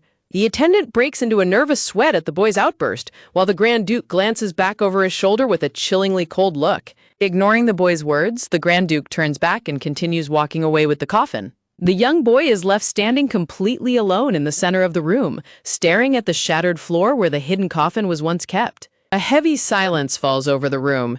The boy looks down, his expression cast in shadow as he softly utters, Chamuka, the boy calls out quietly. Chamuka slowly steps out from behind the curtain in his nightgown, looking up at him with wide, startled eyes. Chamuka nervously asks, I know this isn't the right time to ask, but what exactly did His Grace the Grand Duke take away? To which the boy bluntly replies, I told you, it was Tan. Confused, Chamuka points toward the cabinet and notes, but Tan is right here, prompting the boy to reveal the chilling truth. That's only the clone. Chamuka blinks in utter confusion, repeating, the clone? With a somber, serious look, the silver-haired boy explains, Tan was originally a person. He was my younger brother. He adds coldly, and he's already dead. Overwhelmed by the shocking revelation, Chamuka sweat drops and quietly asks, Are you sure you don't need to follow His Grace? Staring blankly at the empty gap in the floor, the boy indifferently replies, Why would I? He quietly turns away, leaving Chamuka with the haunting question, Didn't he? In the quiet, blue-toned darkness of the night, Chamuka lies tucked in his grand bedroom, unable to find peace. Tossing and turning restlessly under his blankets, Chamuka sighs to himself, I can't sleep. Staring blankly into the dark, he thinks, It's because I insisted on bringing Tan back, and ended up seeing something like that. I just can't stop thinking about it. He continues to contemplate, recalling the boy's face and wondering, Earlier I thought he might have been crying. A flashback of the quiet, shadow-cast face of the silver-haired boy plays in Chamuka's mind. Chamuka remembers the boy looking back at him, his striking golden eyes filled with an intense, unreadable sadness. He recalls the harsh words the boy had spoken. Everything inside this castle belongs to Father, even you of all things. The memory of the boy's cold warning, don't speak beyond your place, echoes in Chamuka's mind as he lies wide awake in the dark. Chamuka slowly closes his eyes, trying to block out the overwhelming thoughts. The peaceful, blue-lit bedroom remains still under the quiet, starry night, framed by delicate white lilies. Chamuka reflects on the bizarre truth, thinking that it sounded like a sick joke to hear that Tan, the beloved dog of the Grand Duchy, was actually a human, that he was the young lord of the family, and that he was already dead. He contemplates that if anyone else had told him such an absurd story, he would have laughed it off as a total lie. But coming from someone who doesn't even know what a joke is, Chamuka had no choice but to believe it. However, a few burning questions still lingered in his mind. He wonders to himself, why did Tan become a dog? And why was his coffin kept here instead of giving him a proper funeral? He stares out, realizing that if what the boy said is really true, then the secrets of this Grand Duchy are far deeper and darker than he could have ever imagined. A flashback shows the silver-haired boy walking through the garden with the white wolf, Tan, while Chamuka watches them from afar.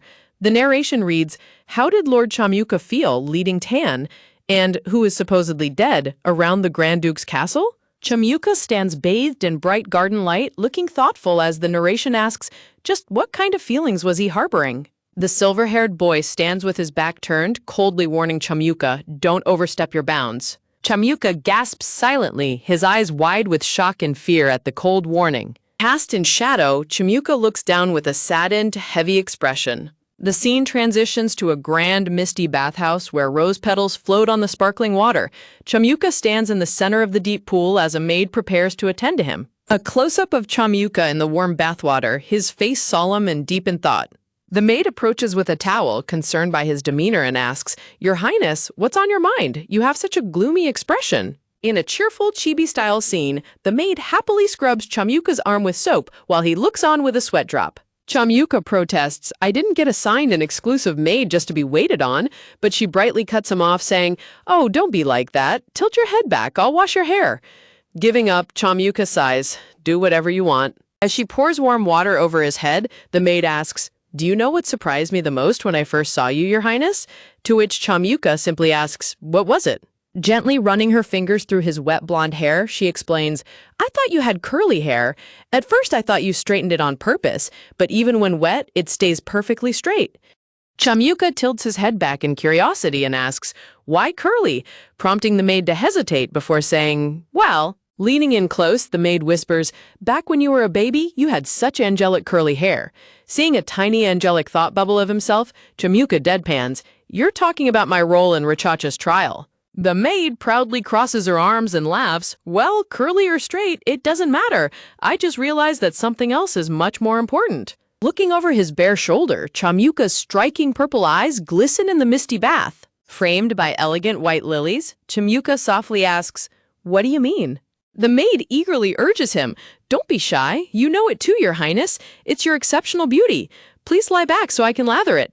Sweat dropping, Chamyuka sighs, "I was wondering what you were going to say." Lying back as she shampoos his hair, Chamyuka notes confidently, "Isn't that a given? Appearance is one of the basic qualifications, after all," while a note specifies he means for an actor. Chamyuka asks, "What, do you want me to act coy and pretend otherwise like usual?" To which the flustered maid quickly waves her hands and says, "Of course it's totally fine to speak openly with me." With a warm smile, she explains, "What I meant was, since you are so outstandingly beautiful, I was thinking maybe that's why His Grace and the eldest young lord cherish you. That's what I meant." Hearing the mention of the eldest young lord makes Chamyuka flinch. Chamyuka looks at her seriously and says, "I mean Lord Chamyuka. He hates being called the eldest young lord," leaving the maid completely surprised as she blinks and asks, "Pardon?" A close-up of Chamyuka's serious purple eye as he explains, "That's probably because he hates being treated like someone who doesn't have a younger brother." A striking background graphic emphasizes Chamyuka's thought, but eldest young lord is a title that refers to only one person. The maid thoughtfully suggests, "Then you should ask him next time." Chamyuka turns away and dismissively replies, "I don't know either. Anyway, don't call him that." The maid insists, "That's one thing, but if you're curious, you should just ask him." Chamyuka defensive shield goes up as he retorts, "Ask him what? If he tells me not to do something, I just shouldn't do it." Looking at him with a soft and encouraging gaze, the maid advises, "Since Your Highness will be staying in the Grand Duchy from now on, I think you can afford to do as you please a little bit." Hearing this, Chamyuka gasps in realization. The maid blinks in utter confusion as Chamyuka suddenly sits straight up, determination written all over his face. With a massive splash, Chamyuka plunges his entire face into the hot bathwater, shocking the maid as she screams in horror, "Gyak!" Water sprays everywhere as she frantically calls out, cold water and a towel." Wiping his red, steaming face with a towel, the maid scolds him. "Oh my goodness, how could you dunk your face in when the bathwater is so hot?" Blush-faced and dripping, Chamyuka sheepishly murmurs, "You're right." Staring down at his hands clutching the towel, Chamyuka softly mutters, "No." With a look of fierce determination in his wet purple eyes, Chamyuka makes a silent decision. A firm knock resounds against a heavy, decorated wooden door. Standing outside the grand chambers, Chamyuka waits as a servant announces, "Lord Chamyuka, it's Xian Herta." Inside the dim room, the silver-haired boy sits in shadow, resting his face in his hand. When Chamyuka announces, "I have something to tell you about last night," the boy coldly replies, "I don't. Go back." Chamyuka stands his ground, his eyes shining with absolute resolve as he declares, "I do. I think you need to bring the coffin back, Lord Chamyuka." In a sudden motion, the silver-haired boy flings the heavy door open, glaring out at Chamyuka with a fierce golden eye. Looking down at Chamyuka with an icy glare, the silver-haired boy demands, "Not to overstep your bounds? A mere hostage shouldn't interfere in Vasalante's affairs. Go back." Chamyuka steps forward and bluntly asks, "Why did you just watch as His Grace took the coffin yesterday?" The silver-haired boy scowls and snaps, "Do you have a bad memory? I told you that everything in this castle belongs to my father," only for Chamyuka to interrupt. "You wanted to chase after it, Lord Chamyuka." A close-up shows the silver-haired boy's golden eye widening as Chamyuka's words strike a deep chord. Chamyuka stands tall and proud, framed by blooming white roses, looking at the silver-haired boy with earnest sincerity. Against a soft background of white daisies, the words appear, "Because you wanted to mourn Lord Tan." A mystical image of the sleek black coffin floating amidst sparkling bubbles is displayed. Gritting his teeth in frustration, the silver-haired boy demands, "Stop talking nonsense. Why does that coffin even matter?" Standing tall in his elegant dark outfit, Chamyuka points out, "Vasalants do not act on such emotional impulses. If that's true, why did you keep Lord Tan's coffin in your room?" Looking down at the two of them standing in the grand doorway, Chamyuka continues, "You already knew the coffin couldn't be taken out of the tower, yet you went out of your way to hide it under a cabinet? Wasn't it because you were just that desperate?" Chamyuka leans in closer, his voice filled with passion as he says, "Just as you said, I thought I was overstepping my bounds, so I tried to stay quiet. However, no matter how much I think about it, it seems like you just don't want people to think." A close-up reveals the silver-haired boy's stunned expression as Chamyuka delivers his final, chilling realization that you were suffering. And you feel you have no choice but to say things like this. Xian thinks as he looks away, his golden hair catching the light. Then I will give you a push. Determined to break through Chamyuka's cold walls, Xian steps forward and places his hand gently on Chamyuka's chest. I will become your excuse, Lord Chamyuka, Xian says softly, his words catching Chamyuka by surprise. As Chamyuka sits by the window, he quietly reveals a dark truth. Tan's life was in danger from the moment he was born. Chamyuka explains the tragic circumstances of his brother's birth, saying, "So, right before she collapsed, my mother transferred Tan's soul into a dog's body." Xian listens intently as Chamyuka continues. Thanks to that, he was able to stay in the Grand Duke's castle, even in the body of a dog, but Chamyuka looks down, his voice heavy as he asks, "His original body lost its soul, so can you really call that being alive?" Chamyuka reflects on the bizarre situation of his sibling, stating, "Tan is a dog. He barks, walks, and eats like a dog." Chamyuka explains, "It's no different from being dead, but my father couldn't accept that fact, so he kept the coffin in the same tower where my sleeping mother rests." Xian looks at him softly before asking, "Do you want to bury him?" Cast in warm sunlight, Chamyuka remains silent, a look of profound sadness washing over his handsome face. Xian's striking purple eye glistens with determination as he watches Chamyuka's reaction. Xian's shadow falls across the floor as he offers, "Let's go get the coffin back together." Skeptical, Chamyuka simply asks, "Why?" Xian sits poised in his chair as Chamyuka questions his motives, asking, "For what reason should I do that?" Xian smiles warmly with closed eyes, radiating a calm confidence that catches Chamyuka off guard. "Because if you don't listen to me, Lord Chamyuka, I'll just drop dead right here," Xian declares with a surprisingly cheerful smile. Chamyuka stares back at him, completely stunned by Xian's bold and unexpected threat. A close-up reveals Chamyuka's golden eye widening in shock as he processes Xian's words. Turning back to look at Xian, Chamyuka asks seriously, "What do you think will happen if my father finds out about this?" Framed by gorgeous white anemones, Xian cheerfully retorts, "Well, what of it? The worst he could do is kill me anyway." Drawn in a whimsical crayon style, the title card reads, "Operation Get Tan Back." The childish diagram outlines their plan. Step 1, wrap the prince in cloth so no one can see his face. Step 2, pass the prince off as Tan and trick the guards into letting us inside the tower. Tell them we're bringing Tan back into the tower. Step 3, get the coffin back. In another cute drawing, Xian and Chamyuka celebrate joyfully under a floating, sparkling black coffin. Hiding behind a massive tree trunk under the starry night sky, Xian nervousness asks, "Do you think it'll work?" To which Chamyuka firmly replies, "It has to." Chamyuka looks over his shoulder and points out, "Pretending to be Tan to fool the guards was your idea in the first place, remember?" Looking towards the heavily guarded tower entrance, Chamyuka explains, "After what happened yesterday, even I am barred from entering, so we don't have a choice.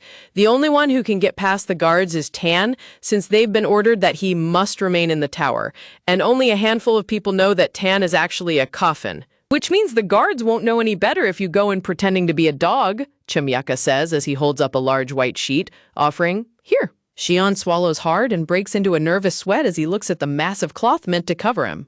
Chamyuka wraps him up and instructs, "You should stretch out your arms and legs. You're smaller than Tan, so you need to look bigger." Squirming inside, Xian asks, "Like this?" While Chamyuka warns, "Not too far. You can't let them stick out from under the cloth."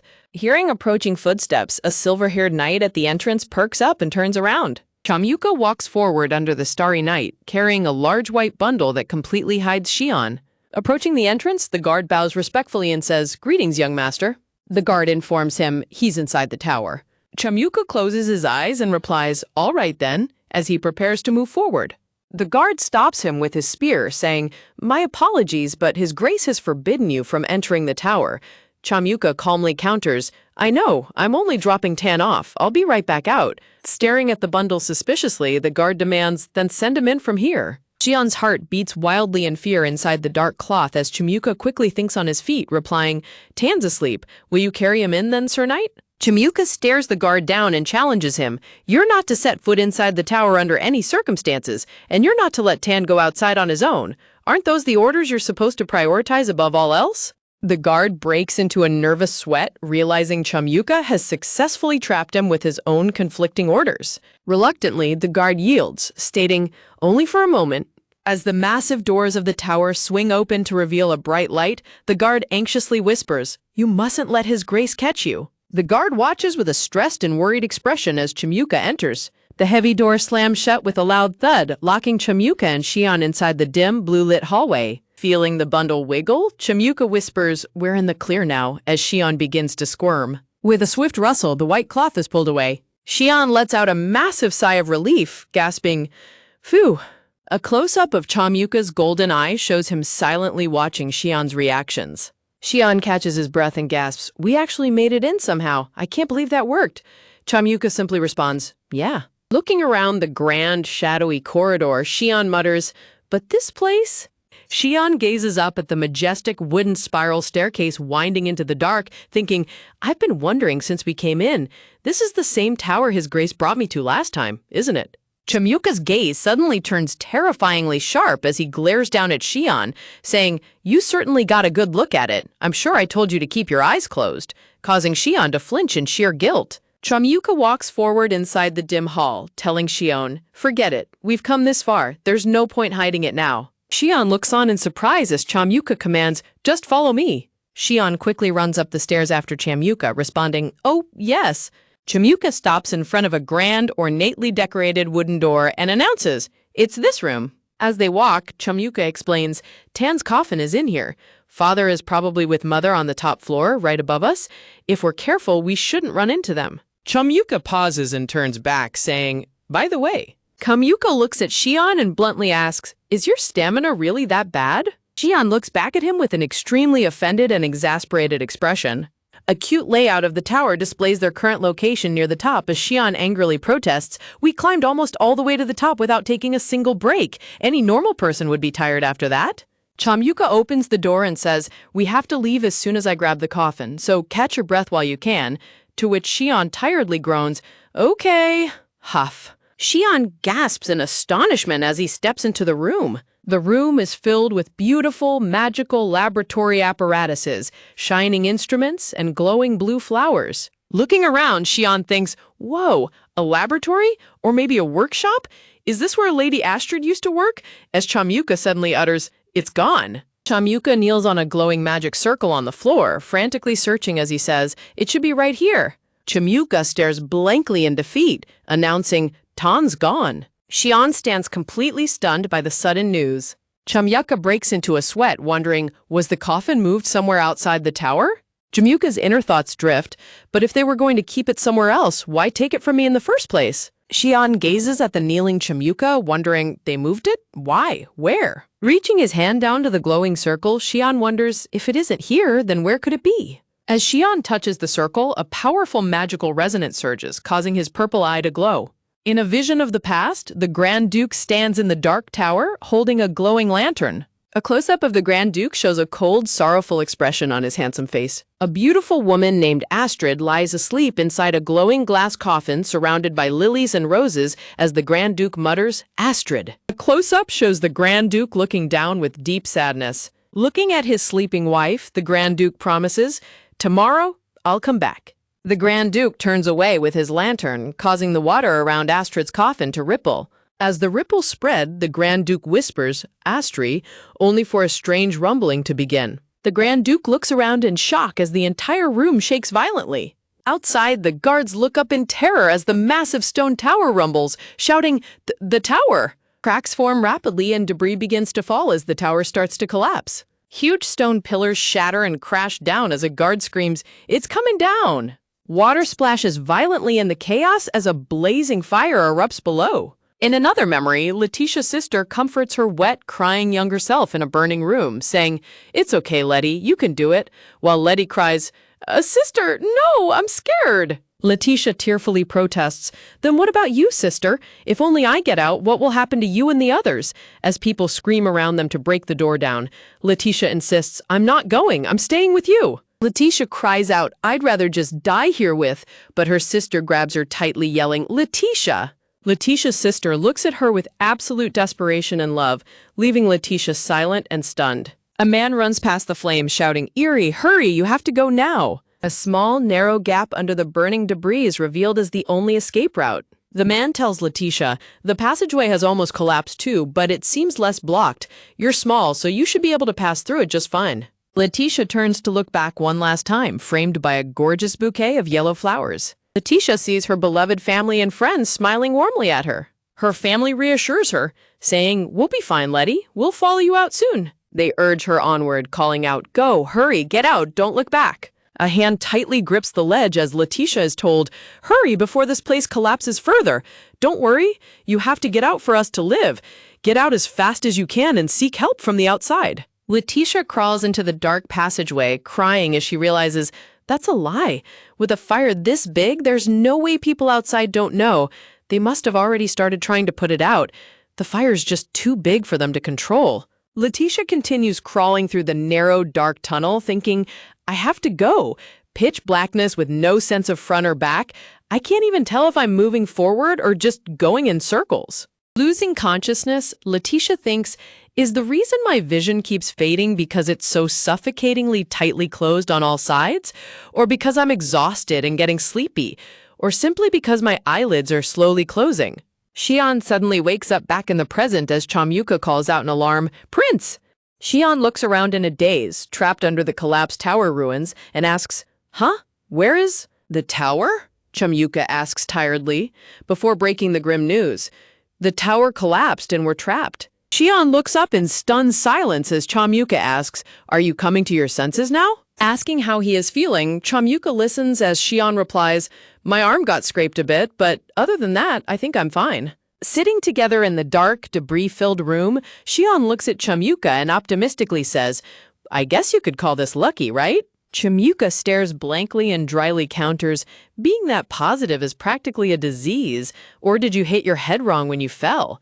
To which Xian sweat drops and protests, No, I mean, we fell from that height, so we're incredibly lucky to get away with just this." Chamyuka lifts his finger into the air, silently feeling for a draft of wind in the darkness. Noting that Xian might have a point, Chamyuka instructs, "I guess you're not entirely wrong. Move that board-like thing over there. I think there's air coming through behind that board." Grunting with effort, Xian pushes a heavy wooden board aside, gasping in surprise as a bright light floods into the dark space. Peering through the opening, Xian excitedly turns back and announces, "There's a passageway if we go out this way." Xian's eyes suddenly widen in utter shock and horror as he turns to look back at Chamyuka. Xian sees Chamyuka sitting silently on the floor, his right trouser leg torn open to reveal a massive, bleeding gash with a large pool of dark blood collecting on the stone. Close-up reveals the severe wound on Chamyuka's leg as fresh blood continues to drip and pool heavily onto the floor. Xian frantically asks, "Since when?" While Chamyuka calmly replies, "It's been like this since I opened my eyes. I must have hit something wrong while falling." Xian desperately offers, "If I support you," but Chamyuka sighs, "I'm bleeding quite a bit, so I can't move, and it hurts." Chamyuka explains their grim reality, stating the tower has already collapsed once and is in an unstable state. If you try to force your way through with an injured person, the passageway might collapse and crush us both, so I'm out. Looking Xian in the eyes, Chamyuka advises, "Your best bet is to get out first and bring back help." A wide shot displays the massive, tragic heap of stone ruins that once stood as the grand tower under the starry night sky. Outside the ruins, a guard yells in a panic, "His Grace the Grand Duke is still inside the tower." The commander commands, "All mages and knights within the Grand Duke's castle, focus your efforts on rescuing His Grace," before a deep, commanding voice interrupts, ordering, "Step back." The commander and Letitia freeze in absolute shock, slowly turning their heads toward the source of the voice. A blinding, powerful blue magical flash suddenly erupts from the dark, collapsed stone rubble of the tower. The ground shakes violently under the massive magical pressure as people shout, "Step back! Step back!" A thunderous, magical shockwave shatters the night with a massive boom. As the sparkling dust and smoke begin to settle, a single, polished black boot steps out from the ruins. Battered, bloodied, and looking incredibly imposing, the Grand Duke emerges from the debris carrying his beloved, sleeping Astrid tightly in his arms. Carrying Astrid forward, the Grand Duke commands, "Call for a doctor. I need to see if Astrid is safe," while a knight urges, "Your Grace, right now, your condition is worse than her Grace's." And Letitia offers, I will escort her Grace for now." Walking away, the Grand Duke mutters, "It's just a scratch," prompting a stressed knight to yell, "The tower collapsed. What do you mean it's just a scratch? Sir!" A knight frantically approaches the Grand Duke, shouting, "Sir, no, Your Grace, you are safe," causing the Grand Duke to turn and coldly ask, "What is the matter?" The gatekeepers brought up a strange report, and The knight reveals they say the eldest young master is inside the tower, leaving Letitia and the other guards completely stunned. A wave of shocked murmurs spreads through the crowd as they process the unbelievable news. A close-up shows the Grand Duke's face turning icy cold, his golden eyes narrowing with dark intensity. The gatekeepers drop to their knees, trembling in terror as the Grand Duke mutters Chamuka's entry was supposed to be forbidden, and they beg, "Forgive us, your grace?" Sweating profusely, one gatekeeper explains, "The eldest young master said he was going to bring Lord Tan inside the tower. Lord Tan was asleep, so we could not touch him. Thus, we considered it the best course of action at the time." In a brutal, sudden flash, the Grand Duke slashes his sword through the gatekeeper, drawing a spray of blood as the man screams, "Ah!" while the Grand Duke coldly declares, "I do not understand what you are saying." The gatekeeper collapses to the ground in agonizing pain, groaning, "Ugh, while the other gatekeeper looks on, paralyzed with fear. Looking down with a terrifying dark aura, the Grand Duke points his sword at the remaining gatekeeper and demands, "You, tell me again." As blood slowly drips from the tip of his sword, the terrified gatekeeper stammers, We disobeyed orders and let the eldest young master inside the tower," to which the Grand Duke cuts him off, stating, "No, that's not it." The gatekeeper is interrogated, "So what was Chamuka doing with Tan?" and frantically responds, It was definitely Lord Tan, although we couldn't confirm it directly because he was wrapped in a blanket. Lord Chamuka was carrying him as usual, and above all, that presence was definitely not something like a doll." The commander's eyes widen as he gasps in realization. The prince! The commander looks toward the Grand Duke and the other knights, suddenly piecing together Xian's secret disguise. Sweat dropping, the commander explains, "No, I was thinking about who could possibly imitate Lord Tan, and I figured it would be difficult with an adult size." He continues nervously, "Lord Chamuka is not the type of person to do something like this alone either. Forgive me, it seems I overthought things." Only for the Grand Duke to whisper, "No." Before he can finish, a massive, fiery explosion violently erupts from the collapsed ruins behind them. The knights and onlookers scream in horror. "Explosion! It's an explosion! There's an explosion in the collapsed ruins!" as bright flames engulf the area. A dramatic panel displays the roaring sound of the explosion tearing through the stone rubble. As a giant pillar of fire shoots into the sky, Chamuka yells in sheer disbelief, "What are you doing right now?" Inside the dark ruins, Xian stands beside a blazing bonfire he has just built and lit, replying, "Lighting a fire," prompting Chamuka to scream, "I mean, why? Are you trying to burn us to death before the flames even reach here, or what?" Xian suddenly places his hands firmly on Chamuka's shoulders, saying, "Don't do anything weird and just go out to get people, Lord Chamuka." Looking directly into Chamuka's golden eyes with a serious, intense expression, Xian asks, "Do you resent me?" Xian looks seriously at Chamuka under the burning ceiling, asking, "Do you resent me?" Chamuka, looking down in despair, responds, "Why would I? Because I was the one who dragged you into this, Lord Chamuka." Xian defends him, saying, "Who dragged who? If anything, it's my fault for acting so emotionally." Xian bows his head, sobbing and admitting, "I regret it," while Chamuka looks at him in surprised silence. Chamuka raises his head, looking intently at Xian, and asks, "Hey, what are you thinking about right now?" Text bubbles declare with absolute determination, "I will never run away alone, and I am going to save you, Lord Chamuka." Chamuka tries to step forward but grunts in pain, warning, "Wait, don't tell me you're doing something crazy. Ugh." Standing before a towering wall of blazing fire, Xian prepares to act as Chamuka screams in panic, "Don't do it." Xian pauses, looking back slightly as the roaring fire rages around him, thinking, "Just in case." Xion apologizes in advance, saying, "Things might get ugly if this doesn't work out. I will apologize for that in advance. I am sorry." Leaving Chamuka calling out in shock, "You!" Chamuka screams, "Stop! Come back!" as Xion steps into the fire, reflecting that only in the face of death can one truly understand what others felt. Narration panels within the bright yellow flames list the raw emotions felt in that final moment: sorrow, fear, and something more than that, deep affection. Staring into the flames, Letitia pleads, "If there is a God, please help me just this once," remembering her older siblings and family who willingly stayed behind in the fire for her sake. An elegant decorative frame contains the prayer, "Please give me the courage to act without hesitation." Over a soft beige background adorned with lilies, narration states, "There is a stone inside of me." The narration explains that the stone is silent but heavy, occasionally rattling and making Xian's chest feel uncomfortably warm whenever it makes a sound. As Xian walks through a sparkling green forest, the text notes, the stone would rattle without warning. Xian sits in a grand chair with eyes shadowed, as narration states the rattle happens even while doing normal things like walking down the street, or eating a meal, or sleeping, as Xian sits up in bed, clutching his chest. A flashback shows young Xian being told, "You are a mage, just like me." The woman explains that magic usually awakens naturally but can be forcibly awakened by clashing with an opposing element, suggesting, since you have the energy of water like me, maybe you could try going underwater? She reassures him, saying, "Don't worry, an opposing element could never kill you," as a close-up shows young Xian wearing his pendant. Distressed black and white panels depict scenes of fire, screaming, and a family separating in the chaos. Another black and white panel shows young Letitia looking up at a kind gentleman in a top hat who reaches his hand out to her. The truth is, I am afraid of death.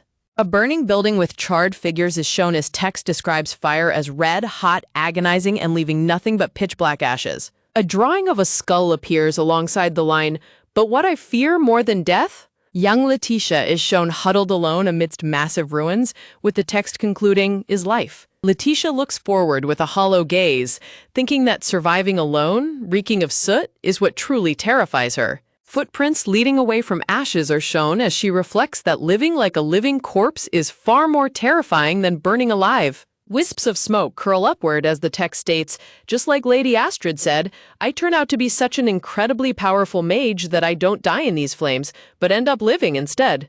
Dark, thorny branches surround a wilted rose, with the text asking, "How much would I have to hate myself?" A blue-haired man stands in awe under a sudden, heavy downpour of rain. Raindrops splash against the Grand Duke's face as he looks up, whispering, "Rain?" The onlookers and knights stand in absolute shock under the pouring rain, crying out, "It's a miracle!" A woman suddenly stumbles and turns to walk back towards the collapsed tower. A close-up of the woman's brilliant green eyes filled with determination as she says, "Over there." She runs off with immense urgency, pointing and shouting, "It's over there!" The Grand Duke commands everyone except Yen follow the head maid, as another knight asks in confusion, "What is going on all of a sudden?" Splash sound effects are shown as she runs through puddles, thinking, "I can feel it. Over there, something." Sweat and rain trip down her face as her green eyes widen in shock, thinking, "No, someone. It feels like every cell in my body is screaming." The Grand Duke and his men stand in the rain, with narration explaining that mana is naturally drawn to greater, stronger mana, making every fine hair stand on end. She leaps through the collapsed stone ruins, guided by the sensation of the magic saying, "I am here. Look this way." A text box narrates, "It's as if it's screaming out loud." A giant purple-ringed eye with gears in the background looms over her running figure, with text describing the presence as a violent, overwhelming mana. She gasps as a massive column of sparkling purple magic shoots into the stormy sky from the collapsed ruins. "It hurts." Xian floats in a brilliant white void filled with sparkles, thinking, "It hurts. My whole body hurts so much. So this is how much it hurts to burn to death." Looking at his undamaged, glowing right hand, Xian wonders if it burned completely without leaving bone dust, and wonders if Chamyuka is safe. Xian stands in a vast, empty, sunlit room, thinking, "He tried so hard to stop me. I feel a little sorry. I hope he was rescued safely." Xian stands with his head bowed in a brightly lit room, reflecting on his actions with deep remorse, thinking, "I am sorry. I thought I could save you if I did that, Lord Chamukka. I never expected this to happen. No, honestly, I might have hoped for it a little, but at the time I truly thought it was for the best." A close-up of Xian shows him gritting his teeth in frustration and sadness, continuing to think, "You must be disappointed that I boldly acted like I had a plan when I actually had nothing, but I truly didn't know. But just how far are you?" Before a voice interrupts his thoughts, asking, "Just how long are you going to sleep?" A pale hand reaches out and gently pokes the forehead of the sleeping golden-haired child, trying to wake him up. In a brilliant space of light, Xian points a finger forward as a young golden-haired boy falls backward, bathed in a shimmering rainbow prism of light. The young golden-haired boy gasps with wide purple eyes as he falls backward into a deep pitch-black void. Letitia suddenly wakes up with a gasp, sitting up in a large, comfortable bed with bandages on his cheeks. He is surprised to find a silver-haired Xian sleeping soundly beside him, still tightly clutching his bandaged hand. Letitia stares blankly with wide, brilliant purple eyes, blinking in confusion as he tries to process his surroundings. Letitia looks down at the sleeping, bandaged Xian next to him, utterly bewildered as to why the boy is there. As the head maid enters the grand bedchamber, Letitia clutches his chest and coughs violently, gasping, What is going on? Cough, cough, cough, cough. The head maid quickly offers a glass of water, saying, Here is some water, drink up. Letitia reaches out with a shaky, bandaged hand, weakly whispering, Think, as he continues to cough. Letitia looks up with wide, glittering purple eyes as he drinks, and the head maid politely says, Congratulations on awakening your mana, Your Highness. Against a backdrop of delicate pink roses and ribbons, the elegant head maid stands inside the sunlit room, smiling warmly and reassuringly at the young prince. Letitia gasps, as his gaze drifts toward the massive arched window where warm, bright sunlight pours into the beautifully decorated room. The head maid keeps her eyes fixed on Letitia, her gentle smile unchanging as she waits for him to gather his thoughts. Letitia looks down at his hand, touching his chest as he asks in disbelief, So you survived? Letitia looks down with a shadowed gaze, holding his hand close to his chest as he quietly whispers, Yes, thank goodness. The head maid explains gently, You just awakened your mana, so you must be feeling quite uncomfortable. But this is a natural process of your body rebuilding itself to adapt to the mana. You don't need to worry too much. Only for Letitia to suddenly bow his head and cut her off, saying, I'm sorry. Startled by his sudden apology, the head maid turns to him in surprise and asks, Pardon? While Letitia remains seated in bed, looking down with heavy guilt. Letitia tightly clenches his fist, wrinkling the ornate golden bedsheet in frustration and self-reproach. Letitia confesses in a quiet, trembling voice, I was the one who suggested we go into the tower. Letitia explains his past actions, thinking, I heard the stories about Lord Tan and I didn't think we could just leave him like that. It was presumptuous of me. Yes, it was presumptuous, but I was the one who said we should get the coffin. Chamuka was reluctant to do it. Letitia looks down in utter agony, tears welling up in his eyes as he thinks, Because of me.